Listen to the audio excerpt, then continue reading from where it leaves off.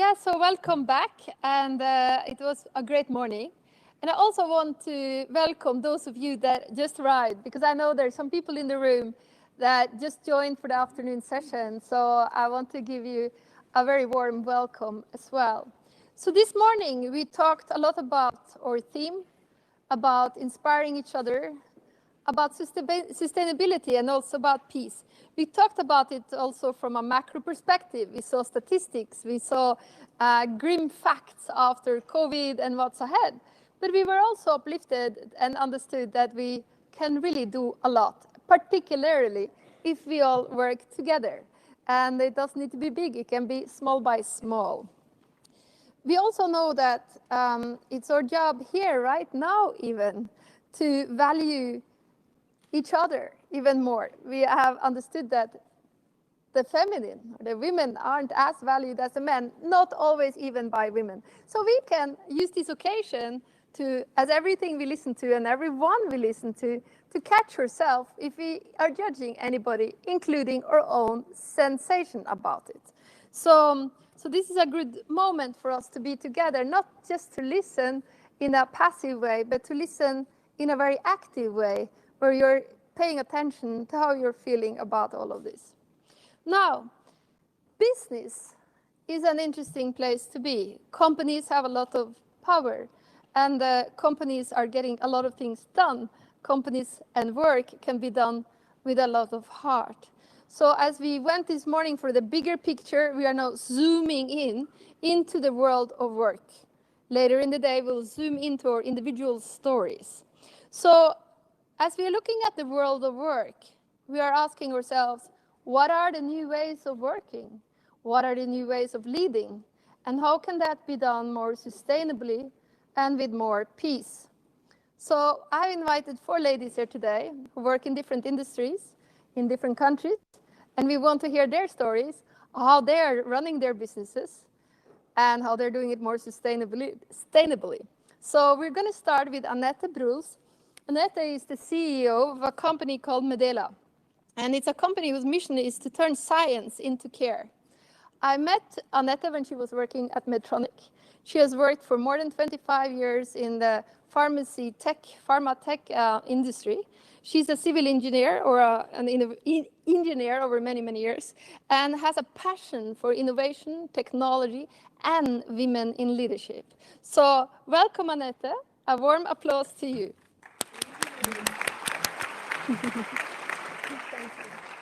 Thank you so much, Kirsten, and thank you, everybody. I'm so inspired to be here today. As we said, we go many years back, and I have good memories of multiple WIN events. I always think it's fantastic to see so many ladies and some brave men be together here to really inspire each other. Because, you know, no matter what the weight on our shoulders is, it should never be difficult to lift each other up. And that's exactly what we're doing here. And so I'm inspired and excited to be here. So today Kirsten asked me to talk about leading differently. How can we lead in business to create a world that is more sustainable, more peaceful? And that's exactly what we aim to do at Medela. And the title of this presentation is actually Leaving a Legacy to be Proud of. And that's really what we have anchored in our vision, in our mission, and that's what we are trying to achieve every day. So maybe on the next slide, you see a few facts about the company. If you don't know us, maybe some of the ladies here have used our products, our breast pumps, our breastfeeding support, but we are a Swiss-based family-owned company. We have been celebrating our 60 years last year, and our core competency has really been medical vacuum that we mostly apply to support moms on their breastfeeding journey. So we offer breast pumps and everything that is needed to make this journey a little bit more easy and hopefully successful.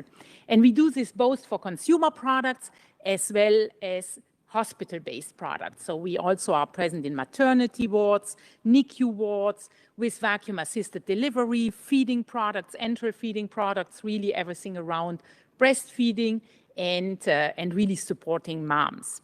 We are present around the world. Actually, we have our subsidiaries in 20 countries, but we are present in more than 100 through our distribution networks. And our biggest part of the business is actually in the United States. So on the next slide, you will see our mission statement. And Kirsten already shared it with you. And our mission is really to turn science into care to nurture health for generations. And if you think about it, breastfeeding and the benefits of mother's own milk carry through generations, support mom, baby, and the future generations to come. And that's really why we have chosen this as our mission. And how we do this is really science-based. So we invest a lot of research into understanding lactation, breastfeeding, content, preservation of mother's own milk.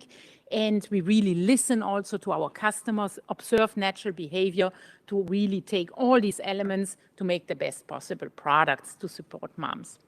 And for us, you know, we are a family-owned company.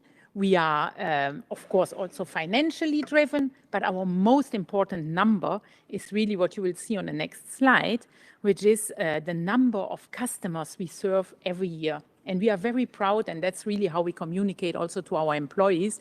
And this is just the number last year. We were able to impact more than 14 million moms, patients, babies, and support them on their journey. So thank you. Thank you. So, but you know, we are a business, of course, and to be honest, we are mostly present in developing countries. And so as a management committee and together with our board, we have been sitting together and say, okay, how can we contribute more, go beyond, do more than our regular business, and see where are the areas where we have a competence that can have an exponential impact on the broader society, on the world that is around us. And so in 2020, we created a new program, and you see that on the next slide, called Medela Cares. We joined UN Global Compact and, of course, subscribed to the Compact Principles and the UN Sustainable Development Goals, and really thought about where can we contribute, and we call it really to leave a legacy that goes beyond our business, that we can all be proud of. And we have chosen to focus on 3 pillars. The first one is people, and it's all about champion equality, diversity, and inclusion. Also, of course, safeguards human rights across the value chain and foster personal growth and well-being. Then we have the planet pillar, where it's really about sustainability, innovating with sustainability in mind and minimizing our impact. Now, the good thing is that actually just by supporting moms in breastfeeding journey, we have a positive impact, because the ecological impact of formula milk is multiple times higher than anything that we can generate with the products that we have to support moms. So it's already a good thing, but we want to go beyond and really look at having a minimum impact on our planet. And then we also want to advance society in a broader sense. As I said, we're mostly present in developed countries, and we wanted to look at what can we do with our knowledge, with our products, with what we know best to support developing countries, and more in particular fight infant and maternal mortality. Very important for us, and we think that we can actually contribute there. So let me just show you on the next slide how we champion diversity, equity, and inclusion. Of course, we are a company that is dedicated to women, to empowering women. And so this is, of course, deep anchored in our DNA.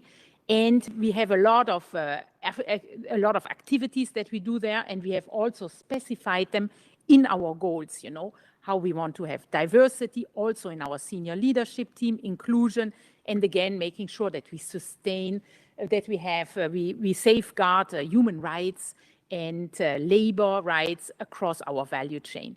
Then here you see our 2025 goals when it comes to planet, renewable energy, minimizing our impact, reducing plastic waste, and then our societal goals. We want to have an impact in reducing infant mortality for 13,500 infants, and we do that by training midwives in the countries who need it the most. So I will talk about this.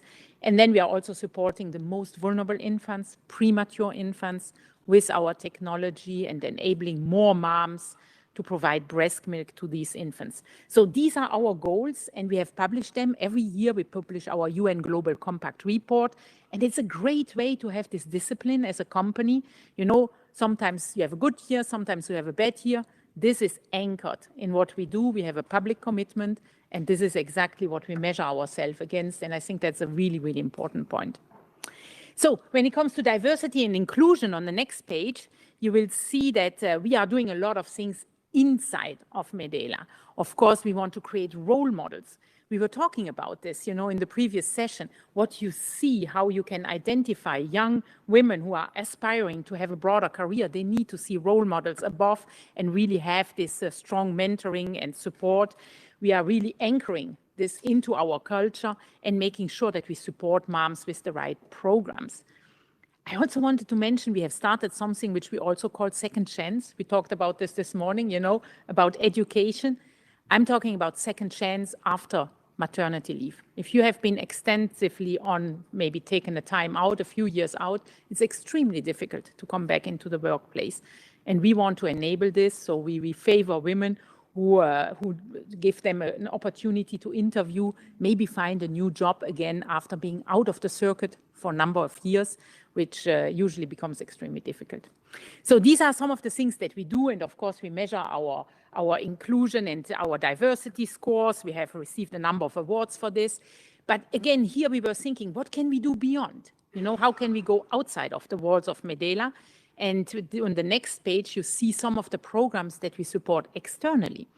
So one of our programs is called KIN, and it's a program in the United States that we offer to big employers. We have Amazon, AbbVie, Abbott, who are supporting moms who come back after their birth, after having given birth, and want to be able to continue to breastfeed, but also to manage this new world as being a mom. And so we have a complete support program, which includes lactation rooms, but also support, 24/7 lactation service, products. So really enabling this and making the transition as easy as possible, because a lot of women lose that career step when they come back after having given birth. So that's really important for us, and bringing women back to work and enabling this continuous development. And then we also want to be advocates, knowledge exchange like we do here today. We work with WIN, and we also work, very interesting, I was sharing this with one of the panelists here, with surgeons, cardiothoracic surgeons. Think about a female surgeon, how easy it is to climb the ladder there, and how she needs to always specify, I'm not the nurse, I'm actually the surgeon, right? So this is the reality that surgeons are facing, and so there's a lot of interest in learning more about leadership, women in leadership, and how you can drive personal growth. So we try to do that. Then on the next page, I wanted to share just one example of our Planet Pillar work, where we are really looking at all the plastic packaging. And to be honest, I was shocked myself to see how much plastic we do actually have in some of our packaging. And so we are going after this to really reduce this. This is a great example of how we have been able to reduce plastic packaging, the material, but also the transportation, minimize transportation in terms of CO2 emissions, finding a better supply chain, not only looking at cost, but also looking at shorter supply ways. And so by there, really reducing also our environmental impact as we do business. So thank you. And I tell you, if there's something that COVID has told us, is to rethink supply chain in general. And I think actually preserving the planet and preserving supply can be a win-win situation. And so I encourage a lot of companies to do that. And then the last element is really around society.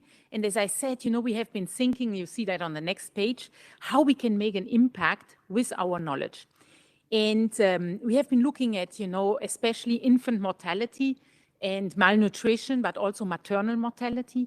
And if you look at the statistics, the highest rates are actually in sub-Saharan Africa, where you see still a lot of moms who die giving birth, and a lot of infants who die in the first 20 days after birth. Why? Because maybe they have been exposed to contaminated water instead of breast milk, or because mom didn't have the right assistance from a midwife or the right products available. So we have been partnering with Leerdal Global Health, with the Wellbeing Foundation Africa. We are now partnering with Green Lamp to educate midwives in the most vulnerable countries: Ethiopia, Democratic Republic of Congo, Rwanda, Burundi.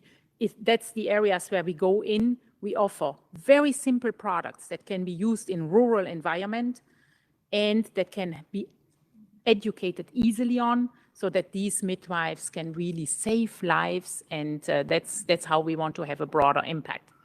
So that's some of the activities we are doing, and we are very proud to do that in partnership with NGOs, but also in partnership with other industries who are like-minded, and together we can have a much broader impact. And that's what you see in the video, which is really the end of this presentation.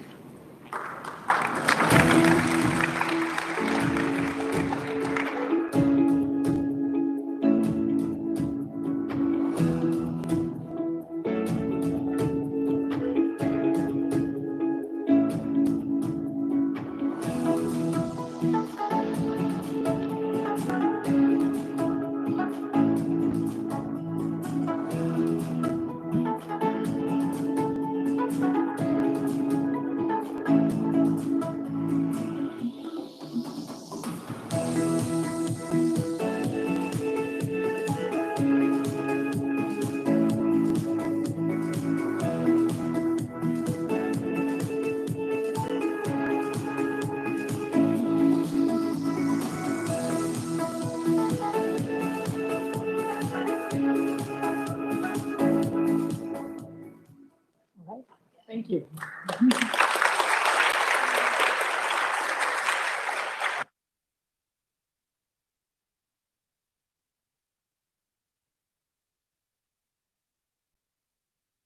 You know, it's more than a company. We have responsibility for society.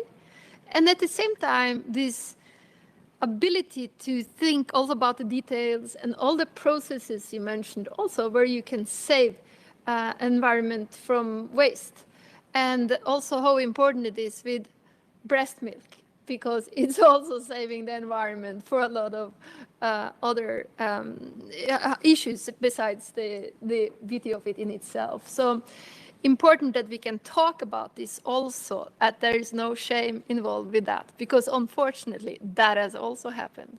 So thank you so much, and keep it up. Beautiful work. Thank you. So our next speaker is Talia Mingo. She's American, and she is the global lead at Bristol Myers Squibb, a network of women. And she has been in the industry of pharma for more than 20 years. She is a gender champion, an advocate, and using her authentic leadership to energize others through periods of change and transformation.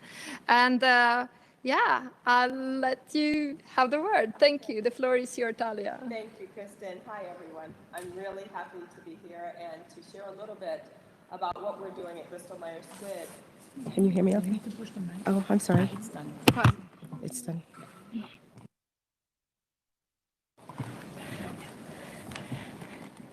And I'm technologically challenged, so there we go. I'm really happy to be here. Thank you, Kristen, for inviting me, and I'm really happy to share and to exchange a lot of what is happening at Bristol Myers Squibb as we work to establish a culture of sustainability and advance women at the same time. As Kristen noted, I lead what is called the Bristol Myers Squibb Network of Women. This is a unique business model that Bristol Myers has implemented. It started in 2015, where we took a concept of employee resource groups and we actually aligned them to full-time business roles for executive development of women. And I'm the full-time lead. It's a 2-year role and being developed as an executive and developing other women to be executives along the way. We have 8 groups like this, all representing a dimension of diversity. So that in and of itself speaks to Bristol Myers Squibb's commitment to inclusion and diversity within the company. And it's a very strong commitment. And the reason that this is so important is because of the commitment to our patients. We firmly believe within the organization that when you have innovative thoughts at the table and diverse thoughts at the table, you get the best outcomes for our medicines, ultimately for our patients. It's true. Thank you. Thank you. Some of the conversations that we have been having since the pandemic and how we can look forward to the future. And as many of you know, we are on a journey. I cannot tell you we have a perfect answer to what the workplace of the future will look like, but I can share with you some of the things that we've put in place since the pandemic. And again, as I share these things, I stress it is a journey that we're on, right? We're all learning. But let me start, and I'm going to put this in 3 buckets. I'm going to talk about the workplace, I'm going to talk about our people, and then I'm going to talk about our social responsibility, okay? So let's start with the workplace. You know, as we had this total immersion of our families and workplace as a result of the pandemic, we had 2 sides. We had those who were running back to the office when the opportunity came, and then we had those who did not want to come back. And then there were some in between who could do a hybrid. So we listened to our employees, and most especially, I have to applaud our leadership because they listened to our women. Women were the ones more disproportionately impacted, as we've heard previously. And so we really listened to what really are the needs of the women coming back. So we developed what we call 2 things. Yes, there's a policy. It's a flex policy that requires us to be in the office 50% of the time. Everyone writes a policy. But what is it that you want to establish as your culture? And that was the question that we really had to address. And the culture of the organization is that you flex when you need to.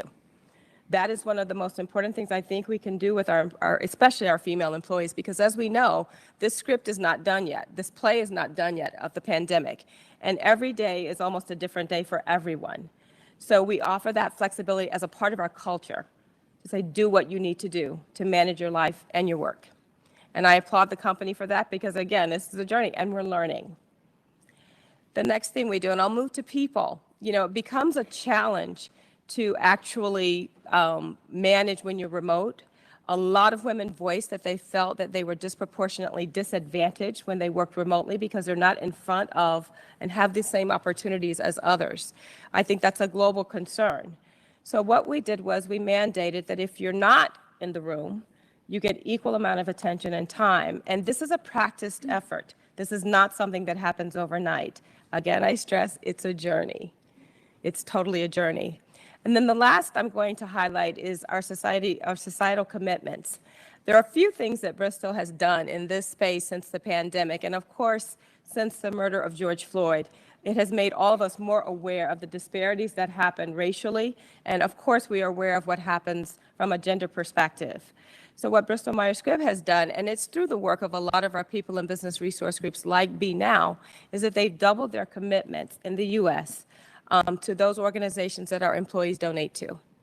That overwhelmingly is a wonderful thing. They've also upped the ante, as I say, on our fundraising efforts to support cancer research and those new and developing researchers who are doing things that are new and different and novel in the space. So I think that's pretty spectacular as well. And then lastly, we talk about women.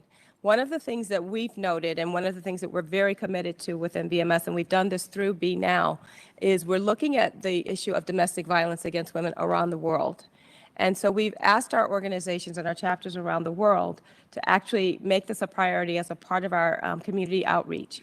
And so what they're doing is they're increasing employee giving to all of the organizations around the globe who support women impacted by domestic violence. And I think that's amazing. So thank you, Kristen.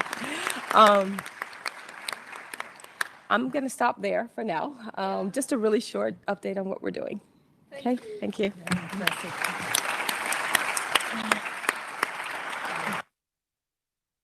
And it's great to hear that your company is taking on things like domestic violence and helping, because it's also, as we heard also this morning, the numbers are terrible. And it impacts on your work life and everywhere. And also, you reminded us all about the importance of diversity and everything from George Floyd and all that happened to gender. And a call to all of us to be open here today to all the diversities and celebrate that and bring that in. And then you reminded us that it's a journey. You know, the job is not done in a second, but it takes time. And on our way, here we are. Thank you. Thank you so much. Big applause to you again.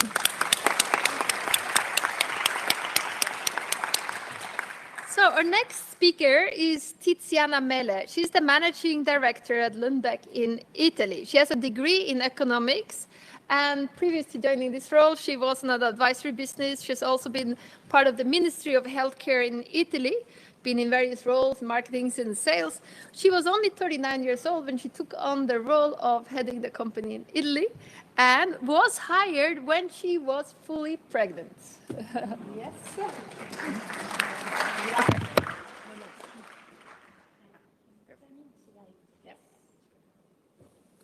Can you hear me? What an experience. Maybe it's working. I'm not sure. Looks like this is on, so this is. No, still not. Not yet. Technology. Talia, Yeah. Maybe something else. It's supposed to be red. Anyone? Yeah, it's green. Mine is still red. Otherwise, Okay. No, it's great. But this is still red. But I can't get it off. No, no. Okay. This is still red, but it doesn't go off. No, it doesn't go off. Okay, great. But let me say that we, as women, we constantly deal with the unexpected and the unplanned. So this is easy for me to stay in front of you in this big room, just saying, okay, Tiziana, please keep and stay calm. It's such a pleasure, but also an honor to be here with all of you. And thank you, Christine, for inviting me. And to be honest, before starting this speech, I told Christine, I have a speech in my mind, but I was so inspired this morning by the energy of the speaker, but also what I have listened now and this afternoon, that I want just to reflect with you on some key topics. And I will start from some three words: peaceful, sustainability, and future. Peaceful. Just 3 days ago, I got a research made by Women's Brain Projects, and the title was "Women are more peaceful than men," and this is written in Gene. And I said, "What they are saying? We are more peaceful than them. We strive. We don't fight. We have no weapons, but we strive.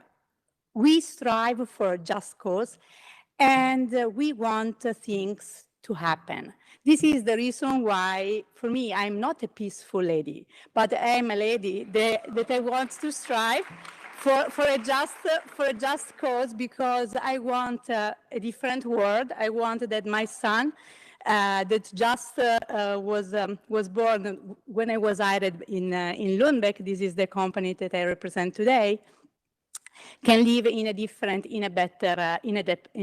a better world. Sustainability. And there is a special SDG goals that is so close to my heart, but also too close to the heart of my company. This is the number 3. That is health and well-being. And if you can help me sending out the video, you can reflect on well-being, on mental well-being. We are all well aware of what it takes to keep our body healthy. I try to work out a lot. I go swimming once a week. I go to the gym a lot. But what are we doing to keep our brain healthy? Over the past decades, there's been a very strong focus on how to promote our physical health. Most of us, we intuitively know by now that we should not smoke, we should eat healthily and exercise. But a lot less attention has been given to how we can protect and promote our brain health. From research, we know there's actually a lot we can do, but a good place to start is remembering to stay active, to do something with someone, and to do something that feels meaningful. So doing something active, stay active in a variety of ways, mentally, physically, spiritually. Do something with someone. We know that our social relationships are what are most important for brain health throughout life. So call a friend, join a group, invite someone for dinner. It doesn't have to be the big things. Do something meaningful. It varies from person to person what feels meaningful for them, but having a sense of something and someone to get up for in the morning is important. So this can be by setting small or large goals, by learning something new, or by simply being something for someone else.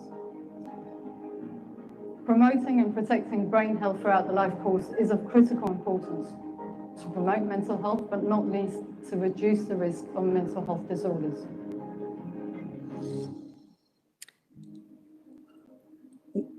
Well, this is what my company, Lundbeck, that is a Danish company, is dedicated. And this morning we had discussed a lot on the impact of COVID-19 on brain and mental health. And one of the speakers mentioned the impact on women. I would like to mention impact on children that are our future. And it was March, the early of March 2020, and all of you know very well that Italy was the first country affected by the COVID-19.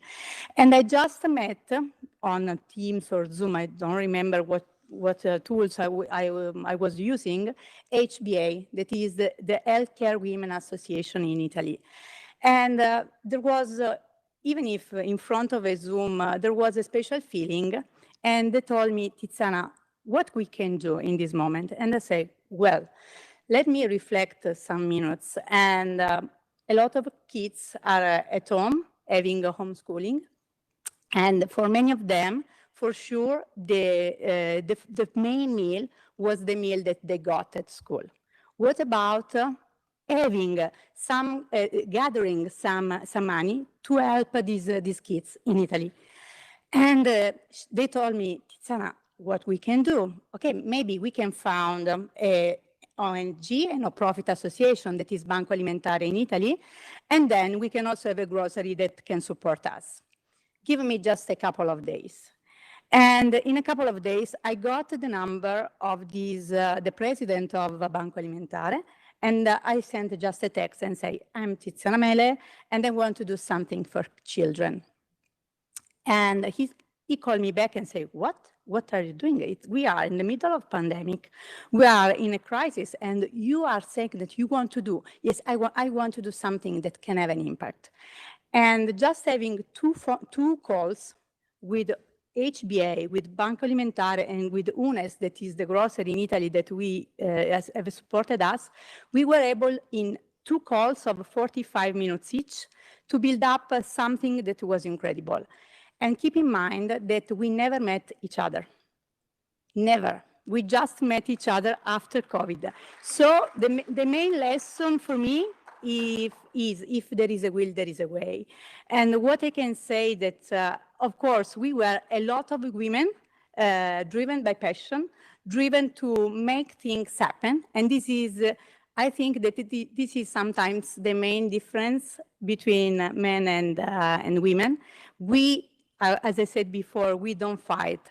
We do not use weapons, but we strive. We strive for something that we can really learn. Another thing that is related to the future and also is related to what we are living today, because one of the topics is new ways of working. This time is extraordinary. At the same time, we are living at least 5 different crises. COVID is still with us. There is a war close in Europe. There is an energetic crisis. There is inflation, and we have also problems in terms of supply chain. What we have learned during COVID-19, that is flexibility, that is adaptability, because sincerely, I don't like to talk about smart working. As Talia said, we have learned that we can be flexible. We need to be flexible in order to be also productive. But, and I can mention that Lundbeck Italy reopened the office in May 2020. So after only 6 months of lockdown, Lundbeck Italy, led by a woman like me, opened and reopened in May 2020. Was it easy? No. of what it is, because at that time, Google, Twitter, they're saying smart working forever. And I decided to be back to the office because my people, I realized that they need to stay all together. They need to co-create, to create together. And what I learned and what now we are applying every day is the fact that perfection is boring. I really like what you are saying this morning. I really like that perfection, and we, unfortunately, as women, we sometimes strive also for perfection, but in front of COVID, we couldn't be perfect. No one had the magic recipe in order to be perfect.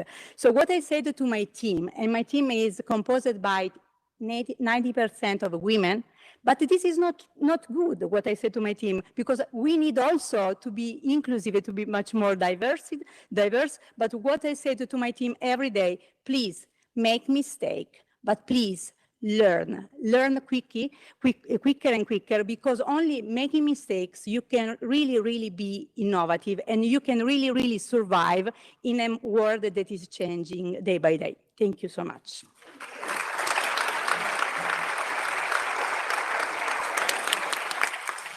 Wonderful. And thank you for bringing back this thing about imperfection and imperfection. I think many people in the room recognize that bit.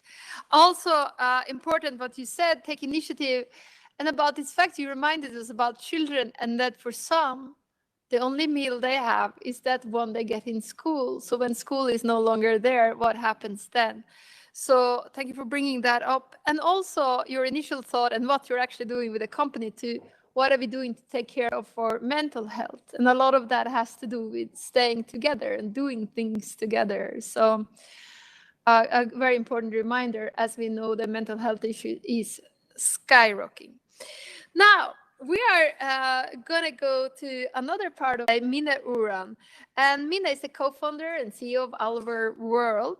She has more than, over the past 20 years, she says she has been searching for the perfect alternative to animal protein. And as a food engineer, she's led teams in Unilever and DuPont, amongst others. And then she headed up as a protein expert at Nestle. And on her path, she understood one thing. And that is that the most sustainable nutrition you could find from the oldest living creatures on Earth, the microalgae. She founded Algae together with Maybrit Biscoff-Bridges. And we are now very curious to hear what she has to say. Thank you. The floor is yours, Minna.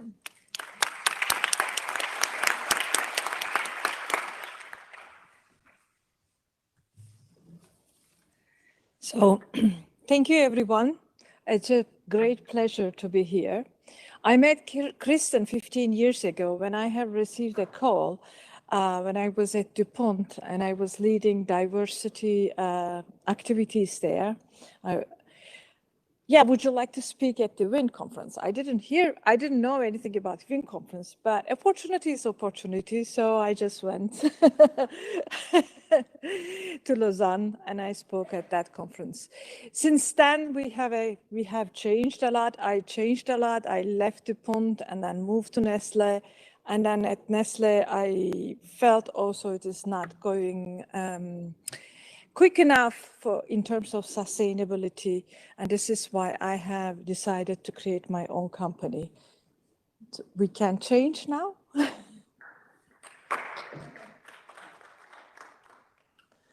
So what I want you, okay, I am an engineer, so I will throw some numbers, but please listen carefully to these numbers because they are important.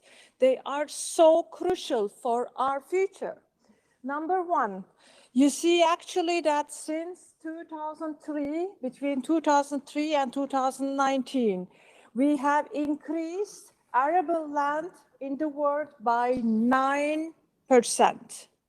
Okay, but our increase in population is 21%.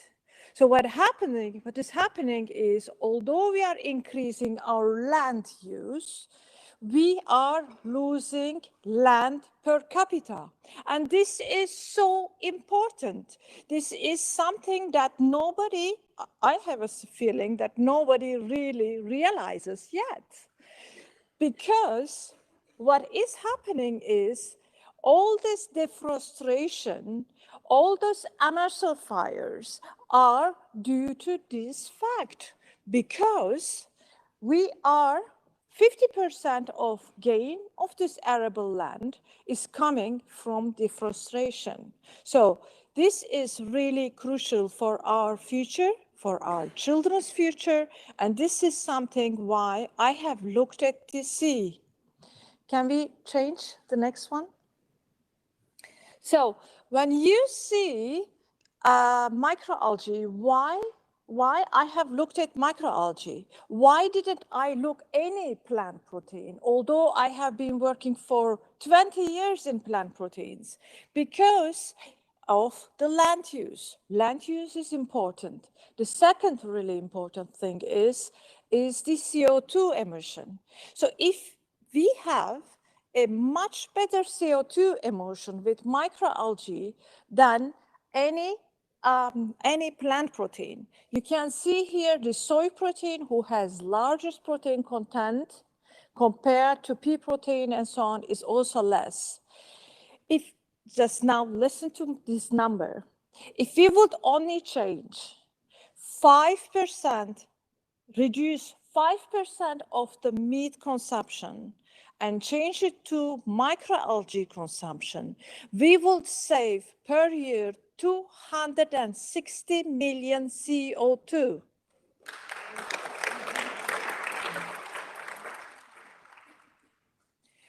So this is where I was just thinking, okay, we need to just find a global and important solution. The next slide, please. But important solution is microalgae, but it doesn't taste good. It doesn't have the color, yeah? So this is green. Nobody wants to eat green stuff. So, just try to make children eat green stuff, no? It's just not working. So this is exactly why I have looked in reducing the chlorophyll naturally. It is through a mutation. So you have learned about mutation, it just happens, yeah? But you can control mutation as well. So, and you can increase that, and you can create a less intense tasty, so that is actually a tasty neutral ingredient into our foods that you can at the end incorporate it into your foods and then have a sustainable nutrition. The next slide, please. So what we have done is we have created many products, not only with our powder. We have at Amazon.de, you can go and find our pastas, mueslis, bars, but also other products we have created with this unique microalgae, which is definitely very neutral in taste. Because it's neutral in taste, those are the consumer responses. They just say, oh, I never thought I'm eating algae. So this is the revolution we are doing. This is the revolution we are going. And I am very hopeful, I have Rose on, that we will also, as an organization and as human, understand in the future how important it is that we eat sustainably. So with this, I'm finishing my speech.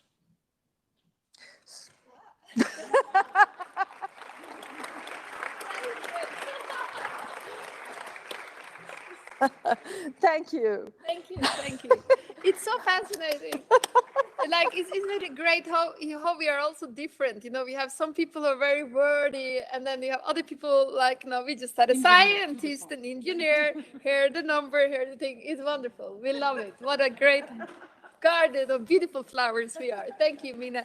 And also thank you so much for taking on this and looking at this and looking at the numbers. And it's so clear. It's so clear. This is what we have to do and this is where we have to go.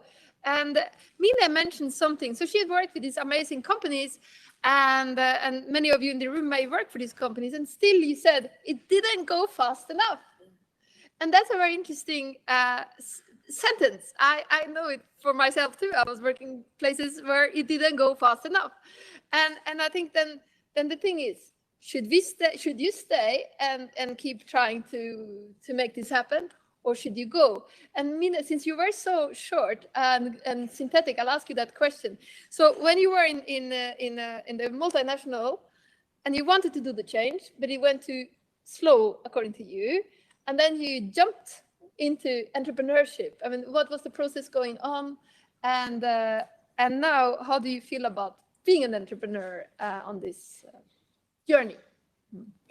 Actually, the first thing is actually my salary decreased.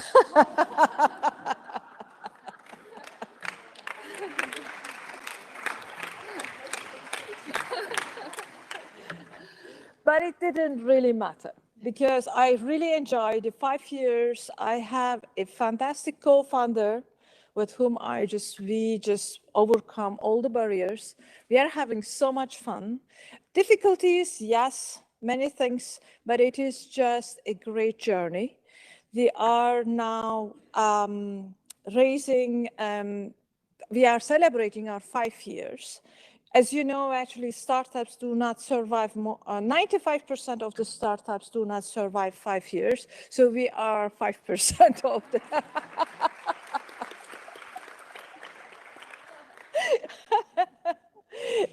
But I think, you know, if you are passionate about something, just do what you think is just right for you and for the planet. Thank you. You're welcome. Thank you so much.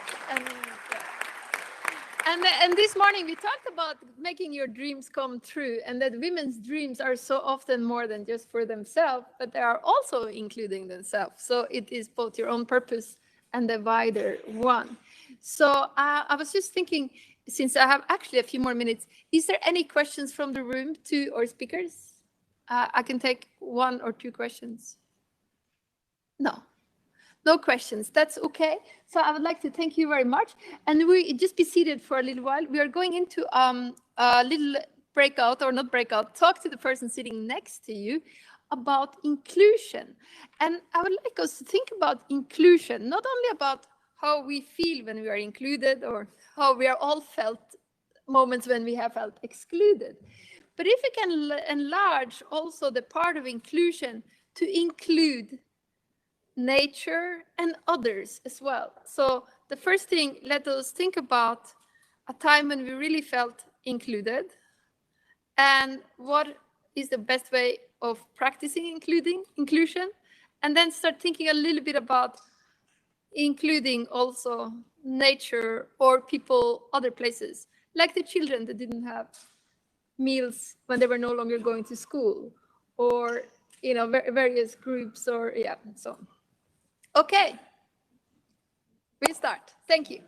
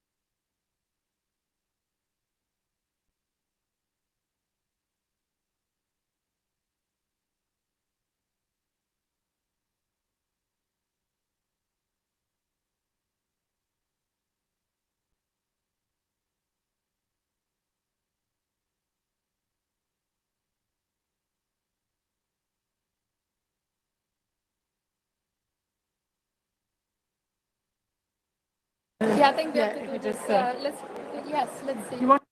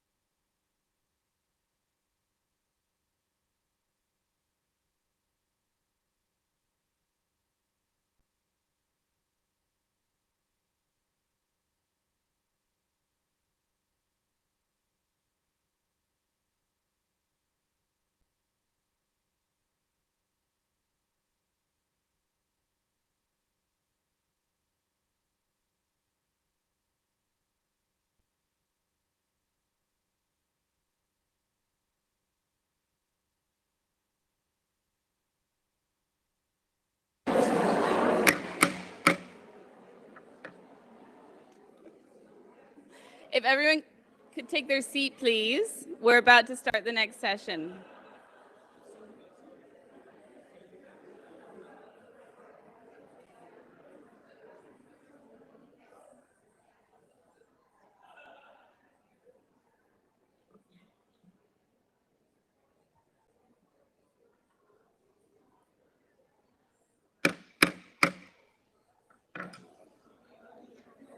Hi, one more time. Would everyone please take their seats?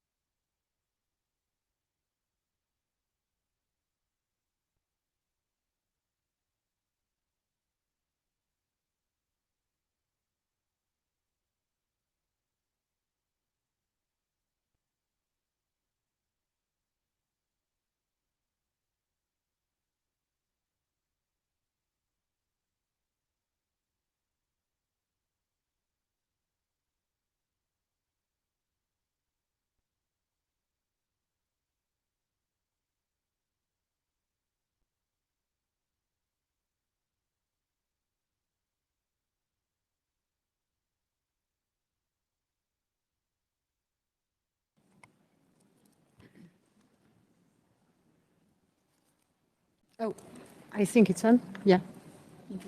Okay. Sorry, I was just contemplating. I was looking at the room, which is beautiful and very bright. Lots of white emerging and wood. And the audience, you're all beautiful. And there is so much I could say, but instead of talking, I will invite you to silence. But first, I just wanted to tell you that life is about different things. Life is about thinking, knowing, and acting. Thinking, of course, is the mind, is with the mind, the brain. Acting, we know, is engaging in the world one step at a time. And knowing is, for me, is the area of the heart. Our heart has all the answer.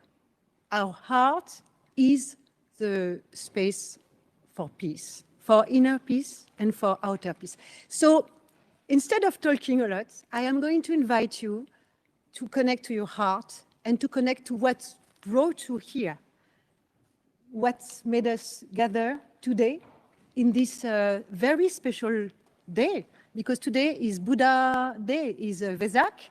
So it's maybe not in this part of the world, but in another part of the world or everywhere in the world, people are really focusing on peace and on bringing light to the world and making the world a better place. So I invite you to close your eyes just for 1 minute.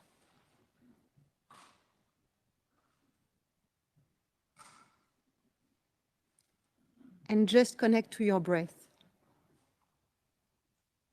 Breath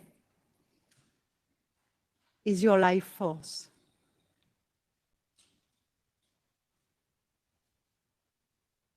Breath relates to your power. And just let it drop to your heart.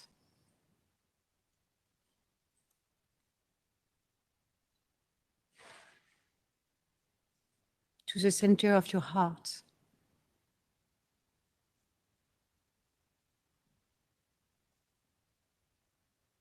And observe and connect to that space deep within your heart, where there was, there is, and there will always be peace.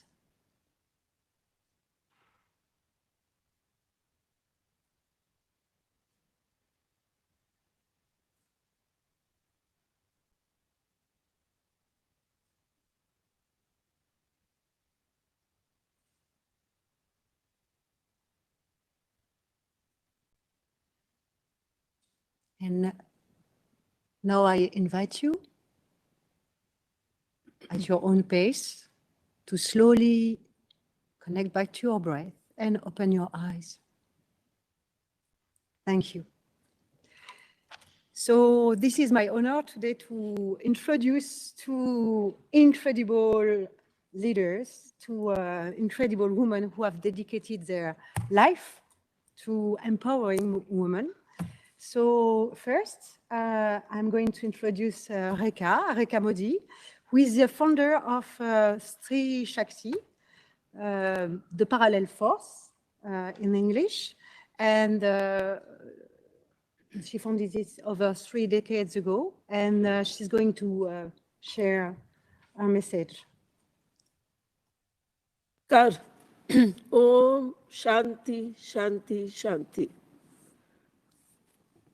I talk about the women who are not here and who decide for us everything.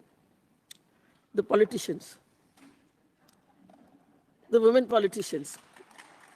We keep on asking and our voice doesn't reach there. In the morning, UN representative had said that last 2 decades have been decades of technological advancement, but human regression. Beijing conference brought to us many hopes, and we thought by the turn of the century, when 21st century will begin, we will see a new world. But we see devastation, violence, hunger, poverty. What is the remedy for this? I ask all my sisters present here. We need to be the decision makers. In this room, NGOs, corporate world, thinkers have all assembled. But who decide about us are missing. So our voice has to reach them. Some of us have to occupy parliaments. We have to occupy spaces from where we can benefit our fellow beings. I'm already, as she correctly said, 3 decades I've been in this field. I hope in the next 15, 20 years, if I'm alive, I see the change.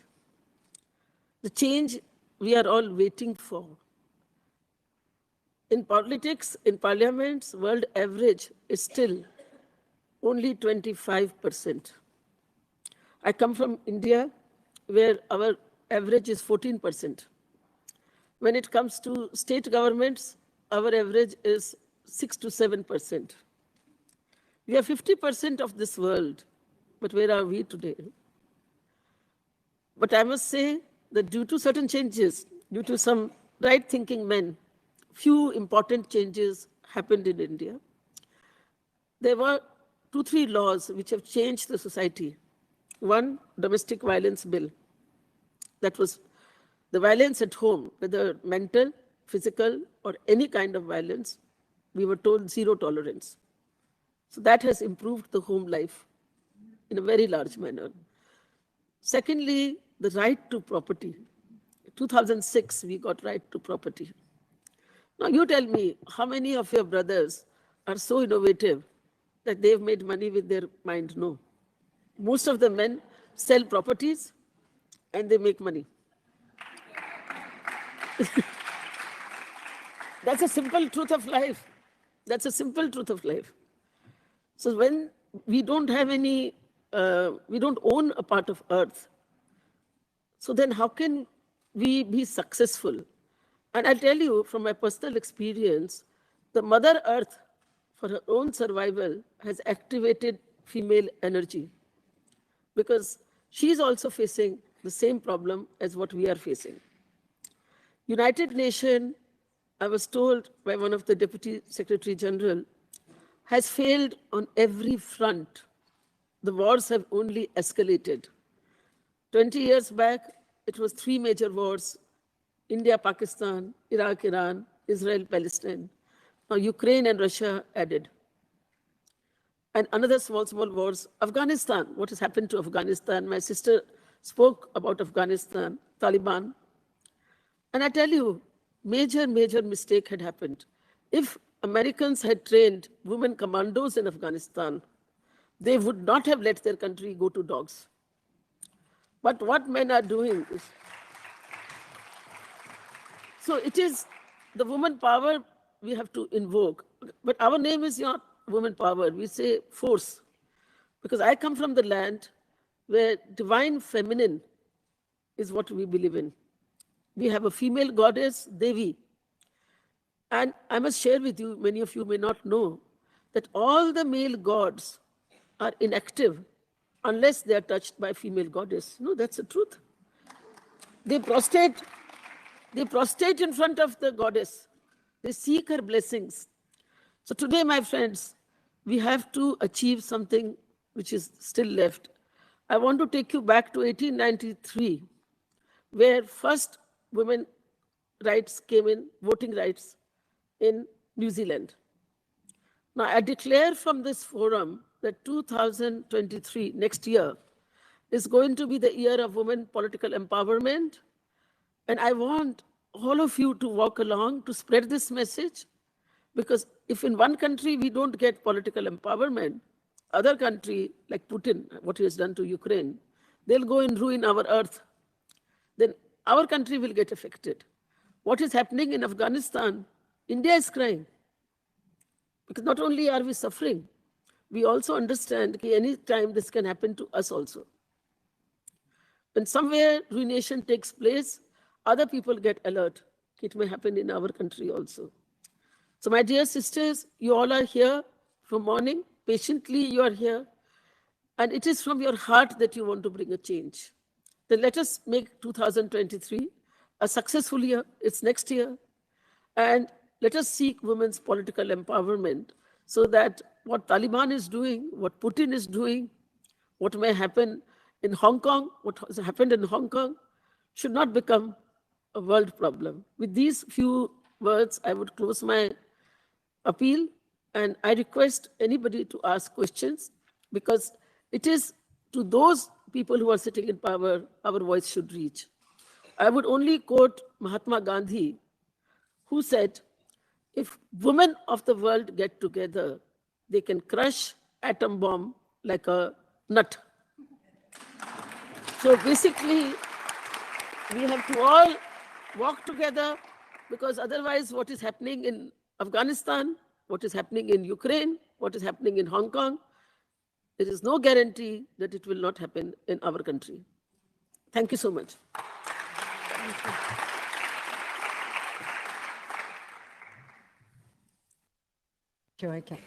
Thank you. And now I am going to introduce another great woman, Caroline Kanderob, who has been involved in women leadership and for all her career. And now she's a senior advisor at a Pan-African think tank and working closely with people in Ghana, if I get it right. And so she's going to share a vision. Thank you very much. I'm not going to share my vision. That sounds like a really big thing, so I don't want to disappoint anybody. You set me up really high there. So what I will do is share some of my thoughts. I've been asked to answer this question, so I will read out the question. And the question is, how can we expand access to power and increase the number of women in decision-making roles? And I think this is it's like a really heavy question, but I love the question, so thank you for giving me that. So what I did, I kind of divided this up into 3 chunks. And the first one, what I'm going to do is I'm going to talk a little bit about the global and Africa context, because getting access to power is all about understanding the context. We have to understand where we are, where we're sitting, what's influencing us, where does the power lie, and that means understanding context. And then going to talk a little bit about leadership, about global leadership, national leadership, like was mentioned, and also about our individual leadership. And then I'll close very quickly on women in leadership. And again, looking at that in an individual way. But it'd be nice as I run through this very quickly, the question says, how do we increase the number of women in these leadership roles? And I would say it's not just about the numbers. It's not just about getting numbers of women in leadership roles. It's about retaining us once we're there. And that's really super important. Right, so I'm going to sprint through. So, global context, as we know, extremely complex, shifting social, political, and economic landscape, unpredictability, fragility, reversals in progress, really, really important. And because of this really dynamic global landscape, I think that it now demands a new model of leadership. And I believe we are that new model, and we all have a role to play. We in this room, we are the new model. We are women, okay? We need to get into leadership, and we will influence leadership and the definition of what leadership is. So we have all these multiple challenges. We know, we've heard this morning, we read them every day: COVID, climate, conflict, inequality increasing, technological change. We've got to keep an eye on that. It's going to be massive. It already is. Migration, Russia's war on Ukraine has brought dramatic changes in Europe's security landscape, plus huge global consequences. And these are complex, they're rapidly evolving, and they demand collective action and clear leadership.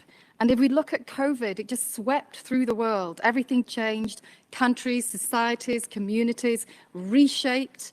Political and social landscapes restructured, and new social norms were created, all at breakneck speed. The pandemic became a great revealer, as we heard this morning, amplifying existing inequalities and unfairness across the world.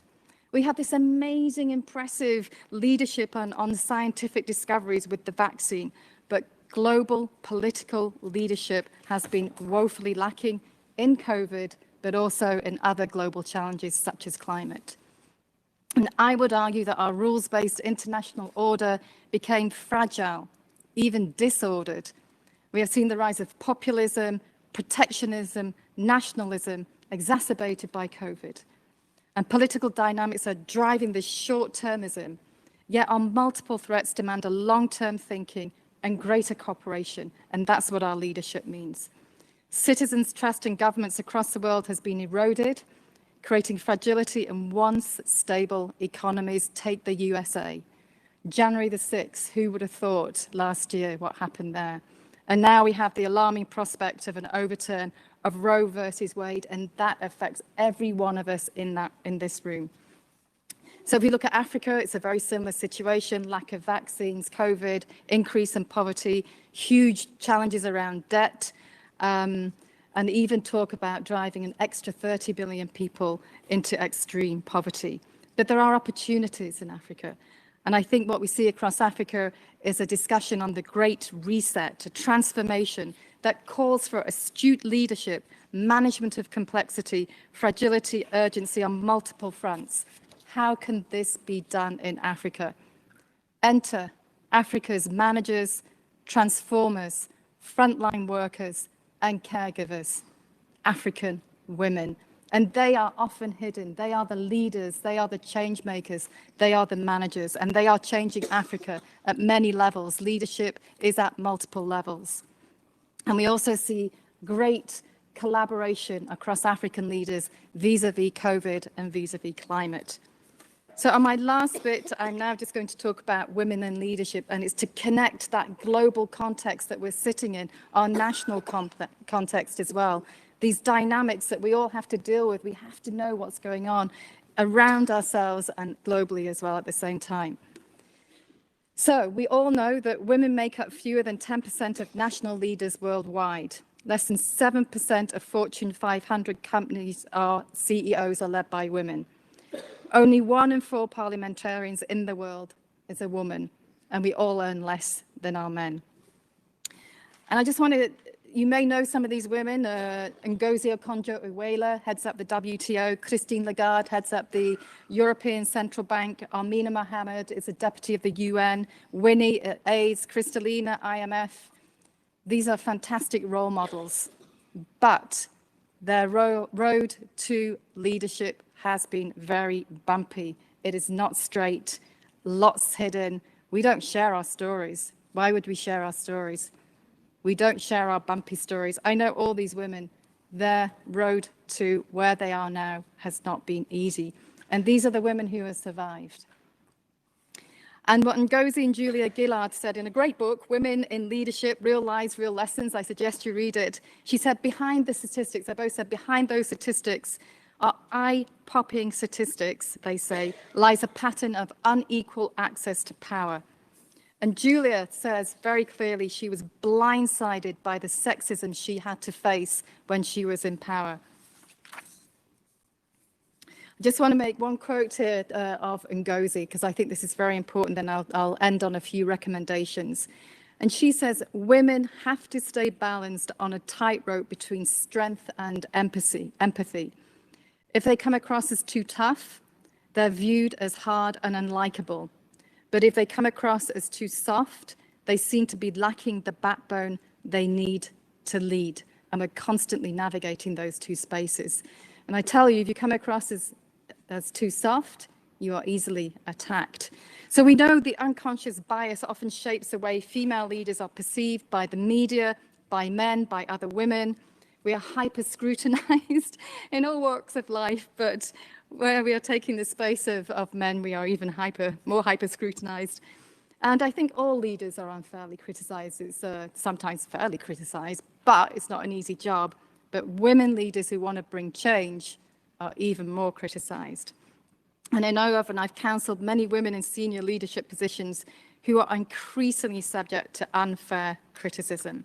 And what this does, what's the effect? It reinforces gender inequalities in leadership, undermining career progression and perpetuating double standards that we face every day in our lives and in the workforce. And we need a greater awareness of this, thank you. We need a greater awareness of these challenges for women leaders, and appropriate action and support are urgently needed, as I will just quickly outline now. I think the other really key thing in a crisis is the concept called the glass cliff. This is when women are brought in to lead organizations in fragile situations. They're very challenging.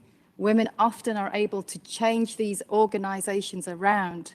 So we're brought into precarious organizations, and we are often able to change them around, and then we're moved on. Why is that? Why is that? So what do we do about this? That sounds all very negative, doesn't it?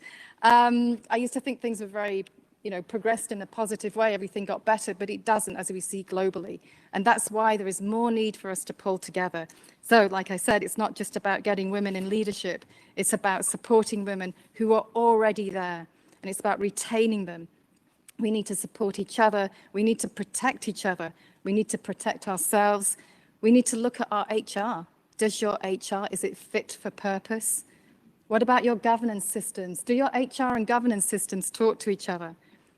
We need to encourage men. Thank you, some men in this room. We need to encourage you to point out sexism in the workplace, because they are more likely to be taken seriously on the issue than their female colleagues. Thank you guys for being here. It's so valuable, so valuable.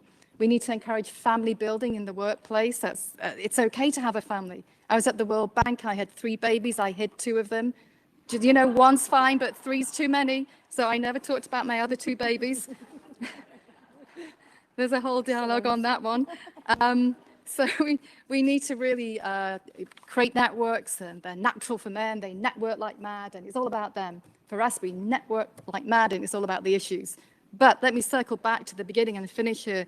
We've got these, increasingly complex problems that we're all dealing with. We need this new model of leadership. We are that leadership. We need more women leaders everywhere who are people-focused, with a commitment to kindness, to dignity, listening and respect, who are supported and networked. And I believe these women leaders will build a different type of organization or a different type of nation, changing leadership globally. And that in turn will contribute towards more resilient, more cohesive, and sustainable societies. Thank you.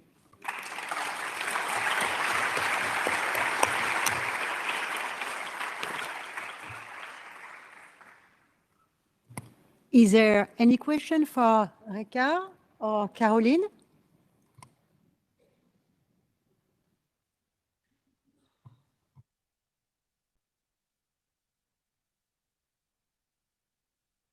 Question about COVID and what's being done. It's not just COVID, but infection. And there seems to be a big problem with sanitization that's often based around alcohol, hand sanitizers, and it continues to be detrimental to our environment.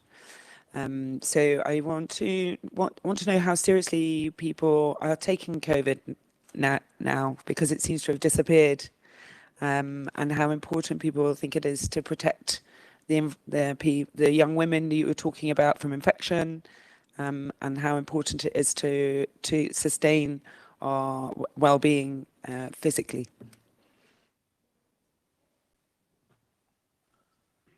Thank you so much. It's a very good question. But we must not forget that vaccine is only for adults. We are very worried about our children because below the age of 14, there is no vaccine still.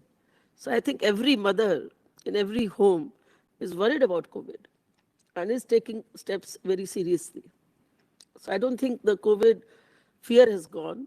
But yes, we all are breathing for a while. But children are the most important, and we are all worried about them.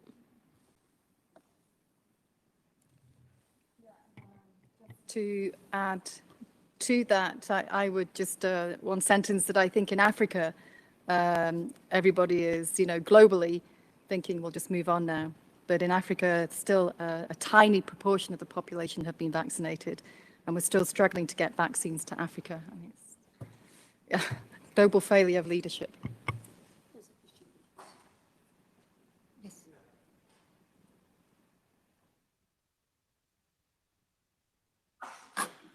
I'll just ask one small question to Madam Rekha Modiji. Like she emphasized about the political leadership globally and about India's positioning. So are we ready to work, to help, to sacrifice our money and time for leadership? Good question. Just to introduce him, he is working with non-formal sector in India and is a very dedicated man. Absolutely, if we do not sacrifice, if we do not struggle, we are after all standing tall on the shoulders of others who have sacrificed. So I think we need to acquaintance ourselves with all the struggle which has gone in those last 100 years, and automatically we will all struggle and sacrifice. I think Christine is here, and she herself is so talented, but she chooses to work in this field, which allows sustenance. It doesn't allow luxury.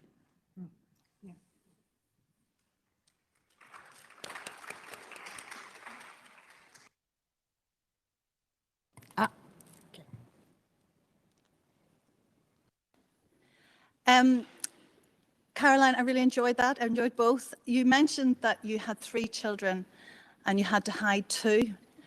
I have 3 children as well. I have 3 boys, and I would agree. I knew I had one many. I didn't know I had too many.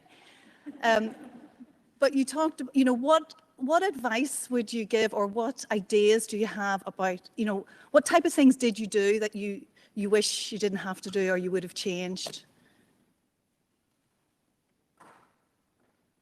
Thank you for the question. So we did, when I was coming through the ranks, as it were, it was not a friendly environment. I was at the IMF, I was at the World Bank.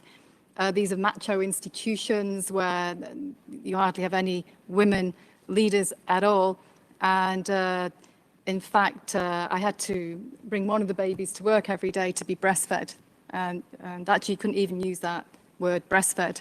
Had to be nursed. So I used to say I'm breastfeeding my baby because, this was uncomfortable. It's uncomfortable. The language was uncomfortable. This is how difficult it was. So yeah, I was known as the director with the babies. I didn't like that. I was the director of social development. You know, I was 6 months pregnant, really big. I was on chairing a panel, and the person who came and asked this person standing next to me, "Who's chairing the panel?" And he said, "Oh, it's Caroline here." "Who's chairing the panel?" He asked 3 times until he understood that I was actually chairing the panel. So that everybody has that story. But we campaigned in the bank, and this was not a good thing in the World Bank. Everybody was, you know, soldiers. And we campaigned for women to be able to breastfeed their babies, to be able to have, we had these little rooms, there were cupboards, right? They provided us with cupboards to pump our milk, right? And we campaigned hard to, actually, we don't want to pump our milk in a cupboard, we want a room with water. I mean, it's ridiculous, and they wouldn't do anything. So we were going to take our babies to the boardroom. We called it, it's a British expression, boobs, right? We're going to do boobs in the boardroom. And thank you for getting that. And we were going to breastfeed our babies in the boardroom unless they changed the way they saw mothers in the workspace. So I didn't really want to do that, quite frankly. I didn't do my career much good, you know.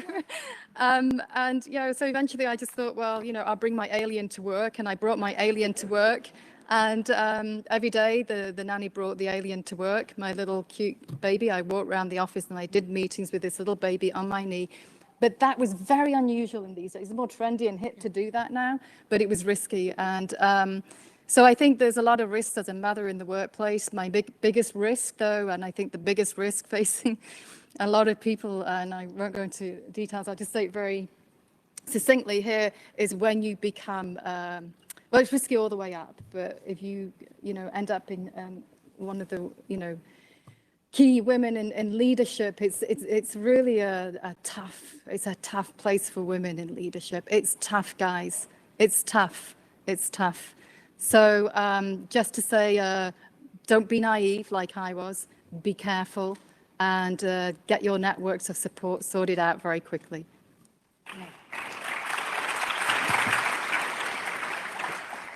Thank you, Caroline. I will just conclude briefly. Dr. Modi this morning was mentioning hope. And when we discussed with Caroline, well, there is so many issues, there is so many things to solve in the world. But at the end, we concluded that we are all mother, father, auntie, cousin, and we concluded that we were so touched this morning by Azal, so touched. It was very touching. And you are our hope for the future. So it's so nice. Yeah. So let's empower young women and young men, of course, but let's empower the young because they will show us the way. Thank you.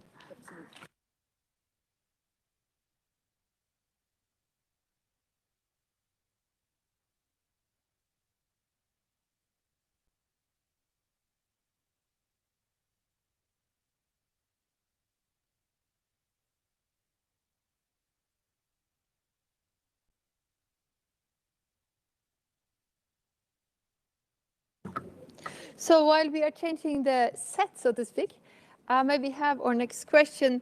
So again, please talk to the person sitting next to you, behind you, or in front of you.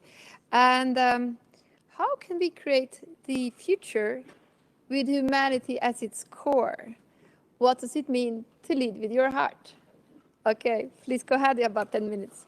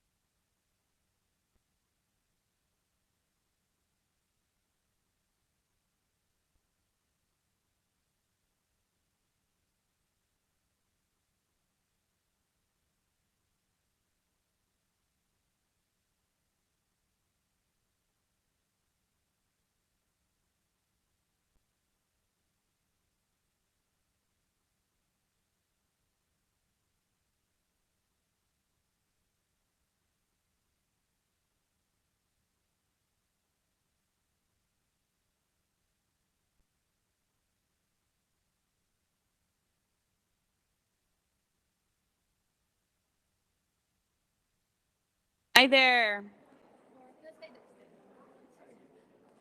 If everyone could take their seat again, please. We're about to begin. And enjoy. So we have had a full day and we will continue. Before we start the next session, I would like to ask a gentleman here to come up, Annette, who has been working tirelessly for many, many, many years in the informal sector, touched more than 200 million women in his work, running 9 universities. And I know he wants to share a message with us. And Annette, please come up. The floor is yours.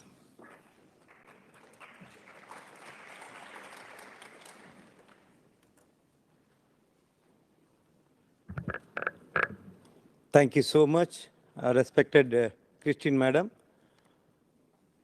and respected Dash, and respected all the successful women from around the world. Friends,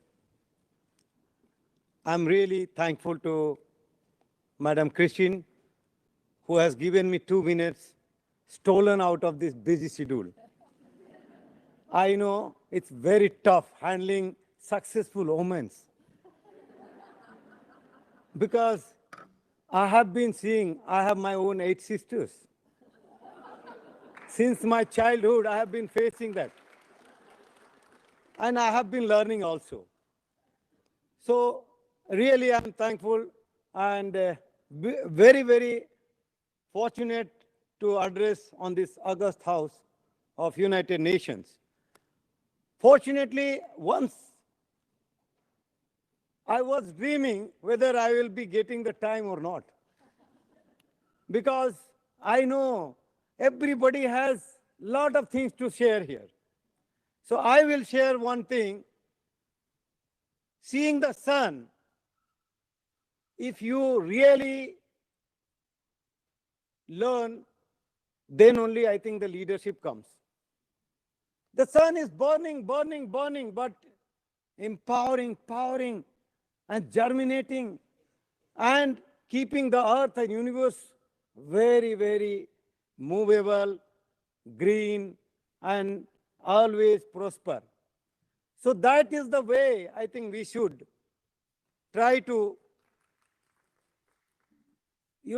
enlighten ourselves. I mean, as much as we struggle for others, our people grow more and more. If we struggle for ourselves, we grow more and more.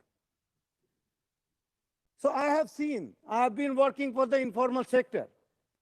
The informal sector in India was left for last 70 years.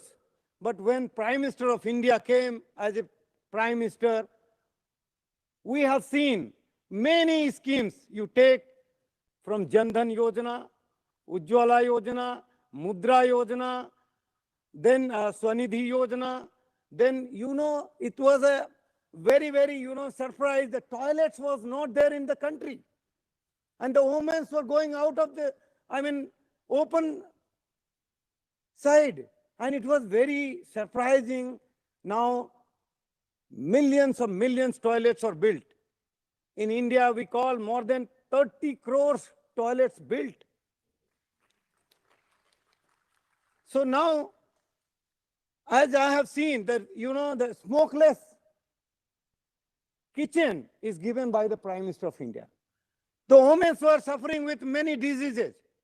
When we call about the sustainability, unless our health is not, sustainable, we cannot, work for the family and the society. And similarly, many more things. I have been working for the informal sector, like construction worker, domestic help workers, and like farming workers, and then street vendors, and all these, newspaper hawkers. A lot of informal workers have been struggling for their health, job, food, and nutrition, and many more things. But now the government has given, with our request, so many social securities, and the country is moving very fast.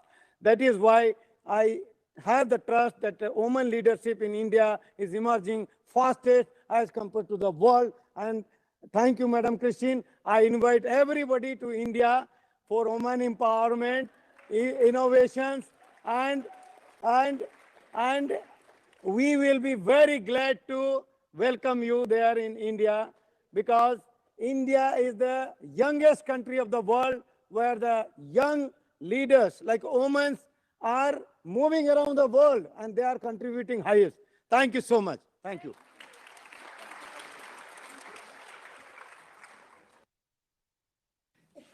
Thank you so much, Anand, and also reminding us that if your health is not fine, if your stomach is not full, it's very difficult to talk about the big things of sustainability. So thank you for that work, and let's become aware of that and do our part also. And of course, we look forward to coming to India. So now this session, we're going to talk about women who are pioneering in new ways. No, in some ways, that's almost all of us, because many women today are doing things that maybe your mothers or your grandmothers didn't do. And even if you do something perhaps your mother also did, in some ways you're still a pioneer when you do it your authentic way, your way, because this is a whole new world and there's a whole new way of doing things. Earlier today, we heard that if you want change, it's very difficult to always be popular. So being a pioneer is not always easy, because most of us, let's face it, would like to be liked. So this is a challenge here. But let's listen to some of our women that have joined us here today. And I'd like to start with Anna Grisching. Dr. Anna is an architect. She's an architect, an urbanist, and a musician. So she's one of, I call her a Renaissance woman, one of those women who both an artist and she has this architect part of and a musician. And she's worked both as an educator, researcher, a practitioner, and performance. And in particular, she's very interested in building bridges. I won't say more, rather I'll give the time to Anna. A warm applause and welcome here.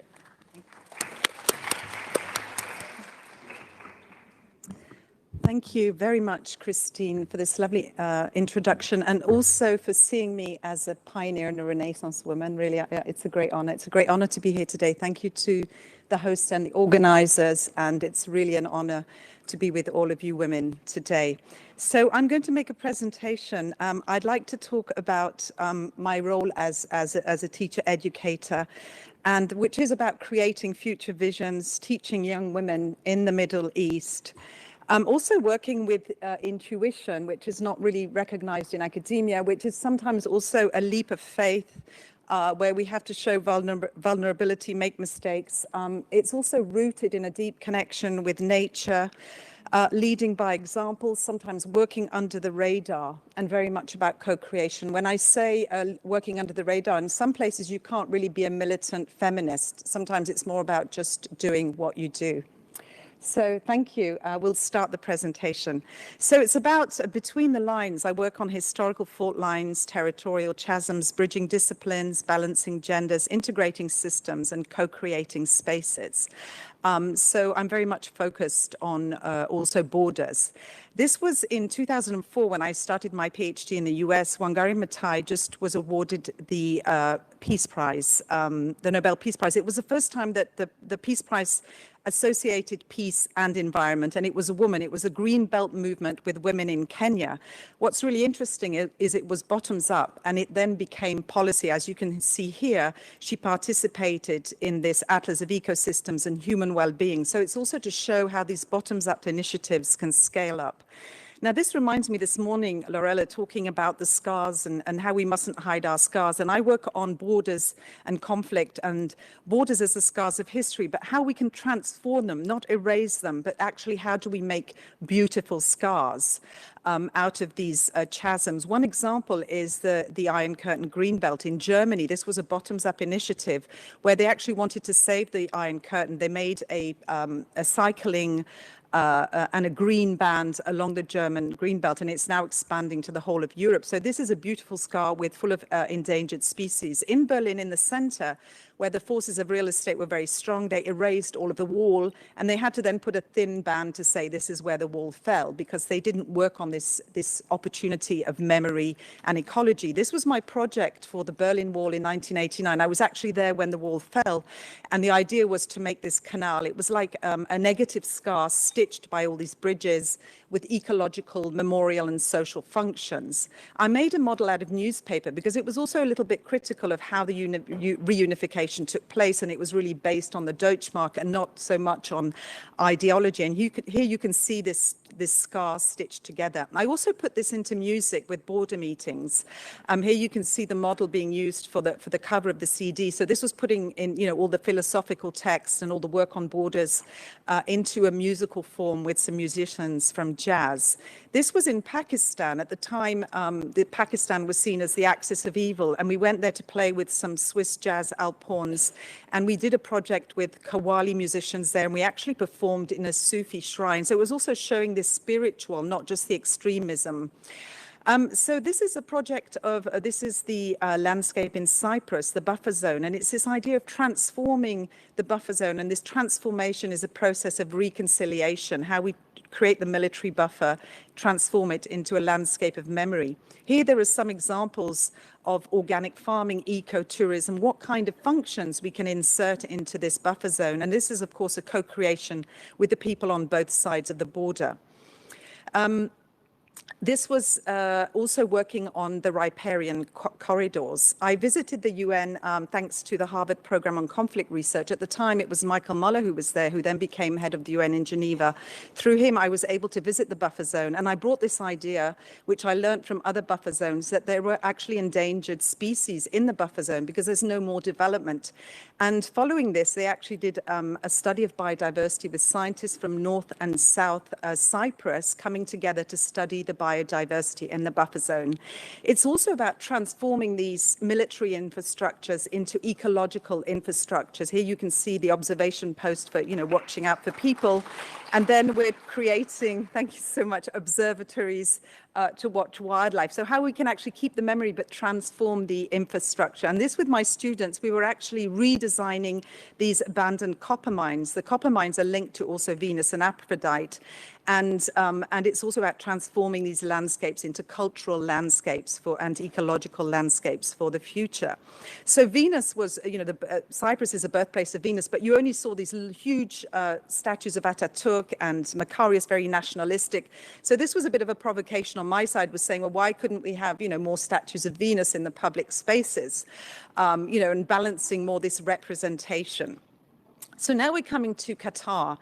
And also my connection with nature. I started this work of conserving the hawksbill turtles, which nest in Qatar, and they're one of the most endangered species of turtles. There's 7 species. And they nest in Qatar. So I started to work on this with my students, even if the professor didn't understand why I was working on turtles. It's got nothing to do with architecture and urbanism. But this was for National Day. We created an event with public art in the university, and to raise awareness about the turtles. The students designed this beautiful calligraphy. It's actually an Arabic calligraphy for the turtle. We did events with children in the central area in the city for the National Day. So it was also about communicating about these turtles, but also designing pavilions of, to raise turtle awareness. So there was obviously the design aspect, but also the communication aspect and the impact on society. With my master's students, we actually designed a master plan for this eco beach, the turtle beach, where the turtles nest, because in fact, these beaches are really eroded and they need to be really well designed and well planned. So that was work we did at the level of the master's students. So really the large and smaller scale. And this was between Qatar and Bahrain, where there was a sort of a border conflict. And we proposed this transboundary protected area where we have a lot of these endangered species, dolphins, dugongs, and hawksbill turtles. So we've actually designed this project with the students.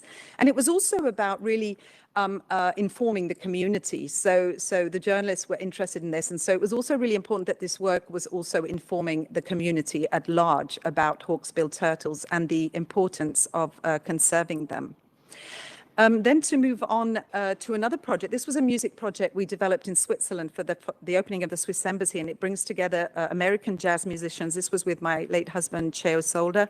And we have this, the Alpon player, Aliana Burki, and also bringing together musicians from Qatar. So it was really building these bridges in the desert. And here I like this image because, you know, to see how nature sort of takes back its territory. And the silence, it's also this silence of the desert, which is also very spiritual, but also very creative. Just showing this was actually a sort of bridge between Switzerland and Qatar because it was the opening of the Swiss Embassy. So it's really, you know, bringing together the musical landscape, the ecological landscape, and the cultural landscapes together. It's sort of a form also of cultural diplomacy. So this happened again last year in Bahrain. So we played with the Bin Faris Ensemble in Bahrain, once again with Aliana Burki. She's a female Alpon player. There's a few of them, but she's very well known. And also, we're now moving from Bahrain to Boston. This is where I lived in Lower Roxbury. I was first in Cambridge, then I moved there with Cheo, my late husband, and we actually created a little small park there. It was an underserved community. The city was not building any public spaces, and it was just below us. So we worked with these young architecture students, and we created a memorial to Frederick Douglass because, in fact, he had an office there, but the young kids didn't know who Frederick Douglass was. He was an abolitionist and a very well-known abolitionist. So we created this space. You can see here the music, the young kids. And so the idea was also to have a public space co-created with a community with this memorial, but also so that they would know who Frederick Douglass was. And he would have a memorial actually in this neighborhood and in Boston. There was also some, political fights. We actually had to go to the city to kind of reclaim the space. Once we started building it, they said, oh, it doesn't actually belong to the land trust. And in fact, there was some legal red tape we had to get through. So that was also part of the process. And here we are with the community and the different, this is a co-creation with the activists, with myself as an architect, with Design Build, and with all the community at large, which was African American, but also with other cultural backgrounds. So coming back to Doha, this was at the university. I created what's called a living laboratory for the food, water, energy nexus. So since I arrived there, it was about growing food in Qatar, and people thought this was a bit crazy because it was actually a desert. And this idea here, you can see also the stakeholders. It was also about working not just in the academia, but with the private sector, with government, and with NGOs, and bringing all these people on board to actually create this living lab at the university, which is in a way a microcosm of the city. So it's like an experimental laboratory for working on food, water, and energy nexus. And these are also the university stakeholders. And one of the important things was working also with the migrant workers. So we worked also with the different migrant workers. A lot of them are from Nepal. They actually have farming skills. So it makes sense to bring them into these projects of urban farming. We had an international conference. I had an international research grant for this. And here you can see at the front, important, we had the president of the university. It was important to get him on board. We also had the head of the public works of Qatar, the head of the NGO, one of the head architects, and then all the researchers. Here I'm actually chairing an agricultural conference, and this was for me very important because that's where I met our partners from the farms, the global farms. So they were developing these kind of more technological systems. And my idea was how to bring the technological systems of growing food, using water and energy efficiently with the more traditional, which is a sort of permaculture approach. So we worked also with Turba Farms, which is about the same scale as the university. The idea is bringing the farm to the university instead of having this decorative landscape to have these functional landscapes. And the owner of Turba Farms is a very young Qatari who is specialized in permaculture. So he uses traditional systems and also new technologies. So here you can see this is just a plan of how we were working together with the farmers, with the students, with the researchers, with the engineers, and we were trying to kind of redesign, and the idea of a food forest, having these biodiversity areas. We even had an urban water machine with algae, with the microalgae. And here we're visiting the Turba farms and, seeing how this permaculture, this was actually a field they were able to grow all year round in Qatar because they were using different local kind of plants to be able to grow food all year round in Qatar. So we were trying to learn from this and to bring this to the university, to the living lab. Here we can see on the left the permaculture specialists, the architects from our partner architects. These are the engineers from the university, landscape and building engineers. We have our researchers. And here in green, you can see actually the Nepali workers. We actually built a permaculture garden in the College of Engineering. There are also our students. And I brought a specialist in soil from Chicago. We built a composting heap on the university as there was no composting. This is the design by our students of the edible garden. We did soil analysis, climate analysis. We worked with the Environmental Science Center. So it was quite a serious project, which we were funded for. But we actually also built it and planted the garden using the principles of permaculture. Of course, what's important in food, water, energy is not to forget the biodiversity. We know that's really important. So there was also, biodiversity was also always integrated into all the different projects. So here we have on the university this biodiversity hotspot with also a wetland where we can actually filter and clean water. So I'm going to finish with a project that I'm working on with the Women's Federation for World Peace International.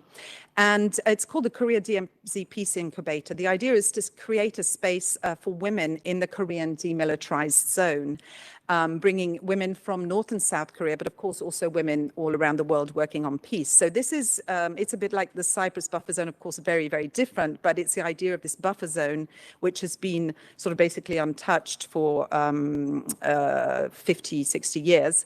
So how nature's kind of taken over. So the idea is, how do we kind of regenerate this? Now, the women, there's been movements in Korea and internationally, and with Women's Federation for World Peace, actually some women from North and South Korea have met on previous occasions. So there is a precedent. It's also based on the biodiversity, the cranes. These are also endangered species that nest in the DMZ.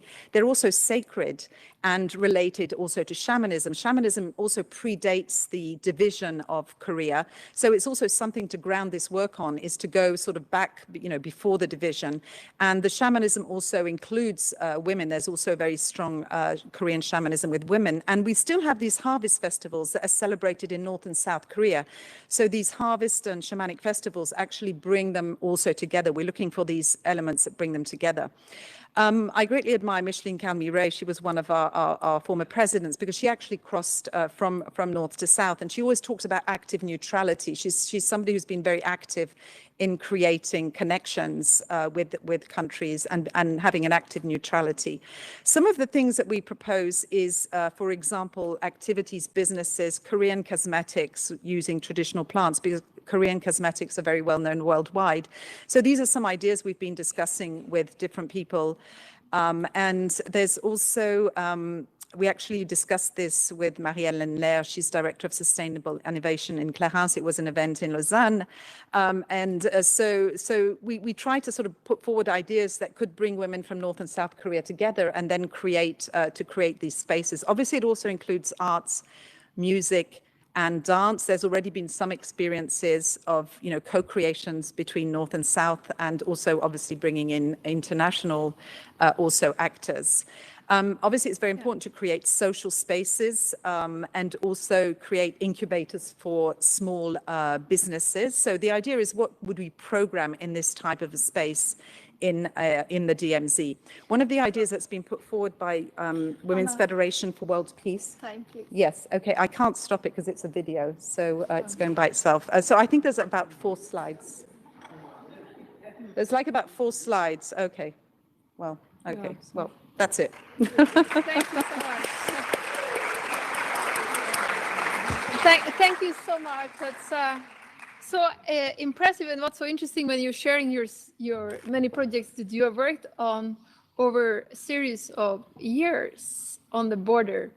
It's also a very interesting field route in your life, and I'm sure when you started that was not so clear as it is when you're looking back at it, or is it?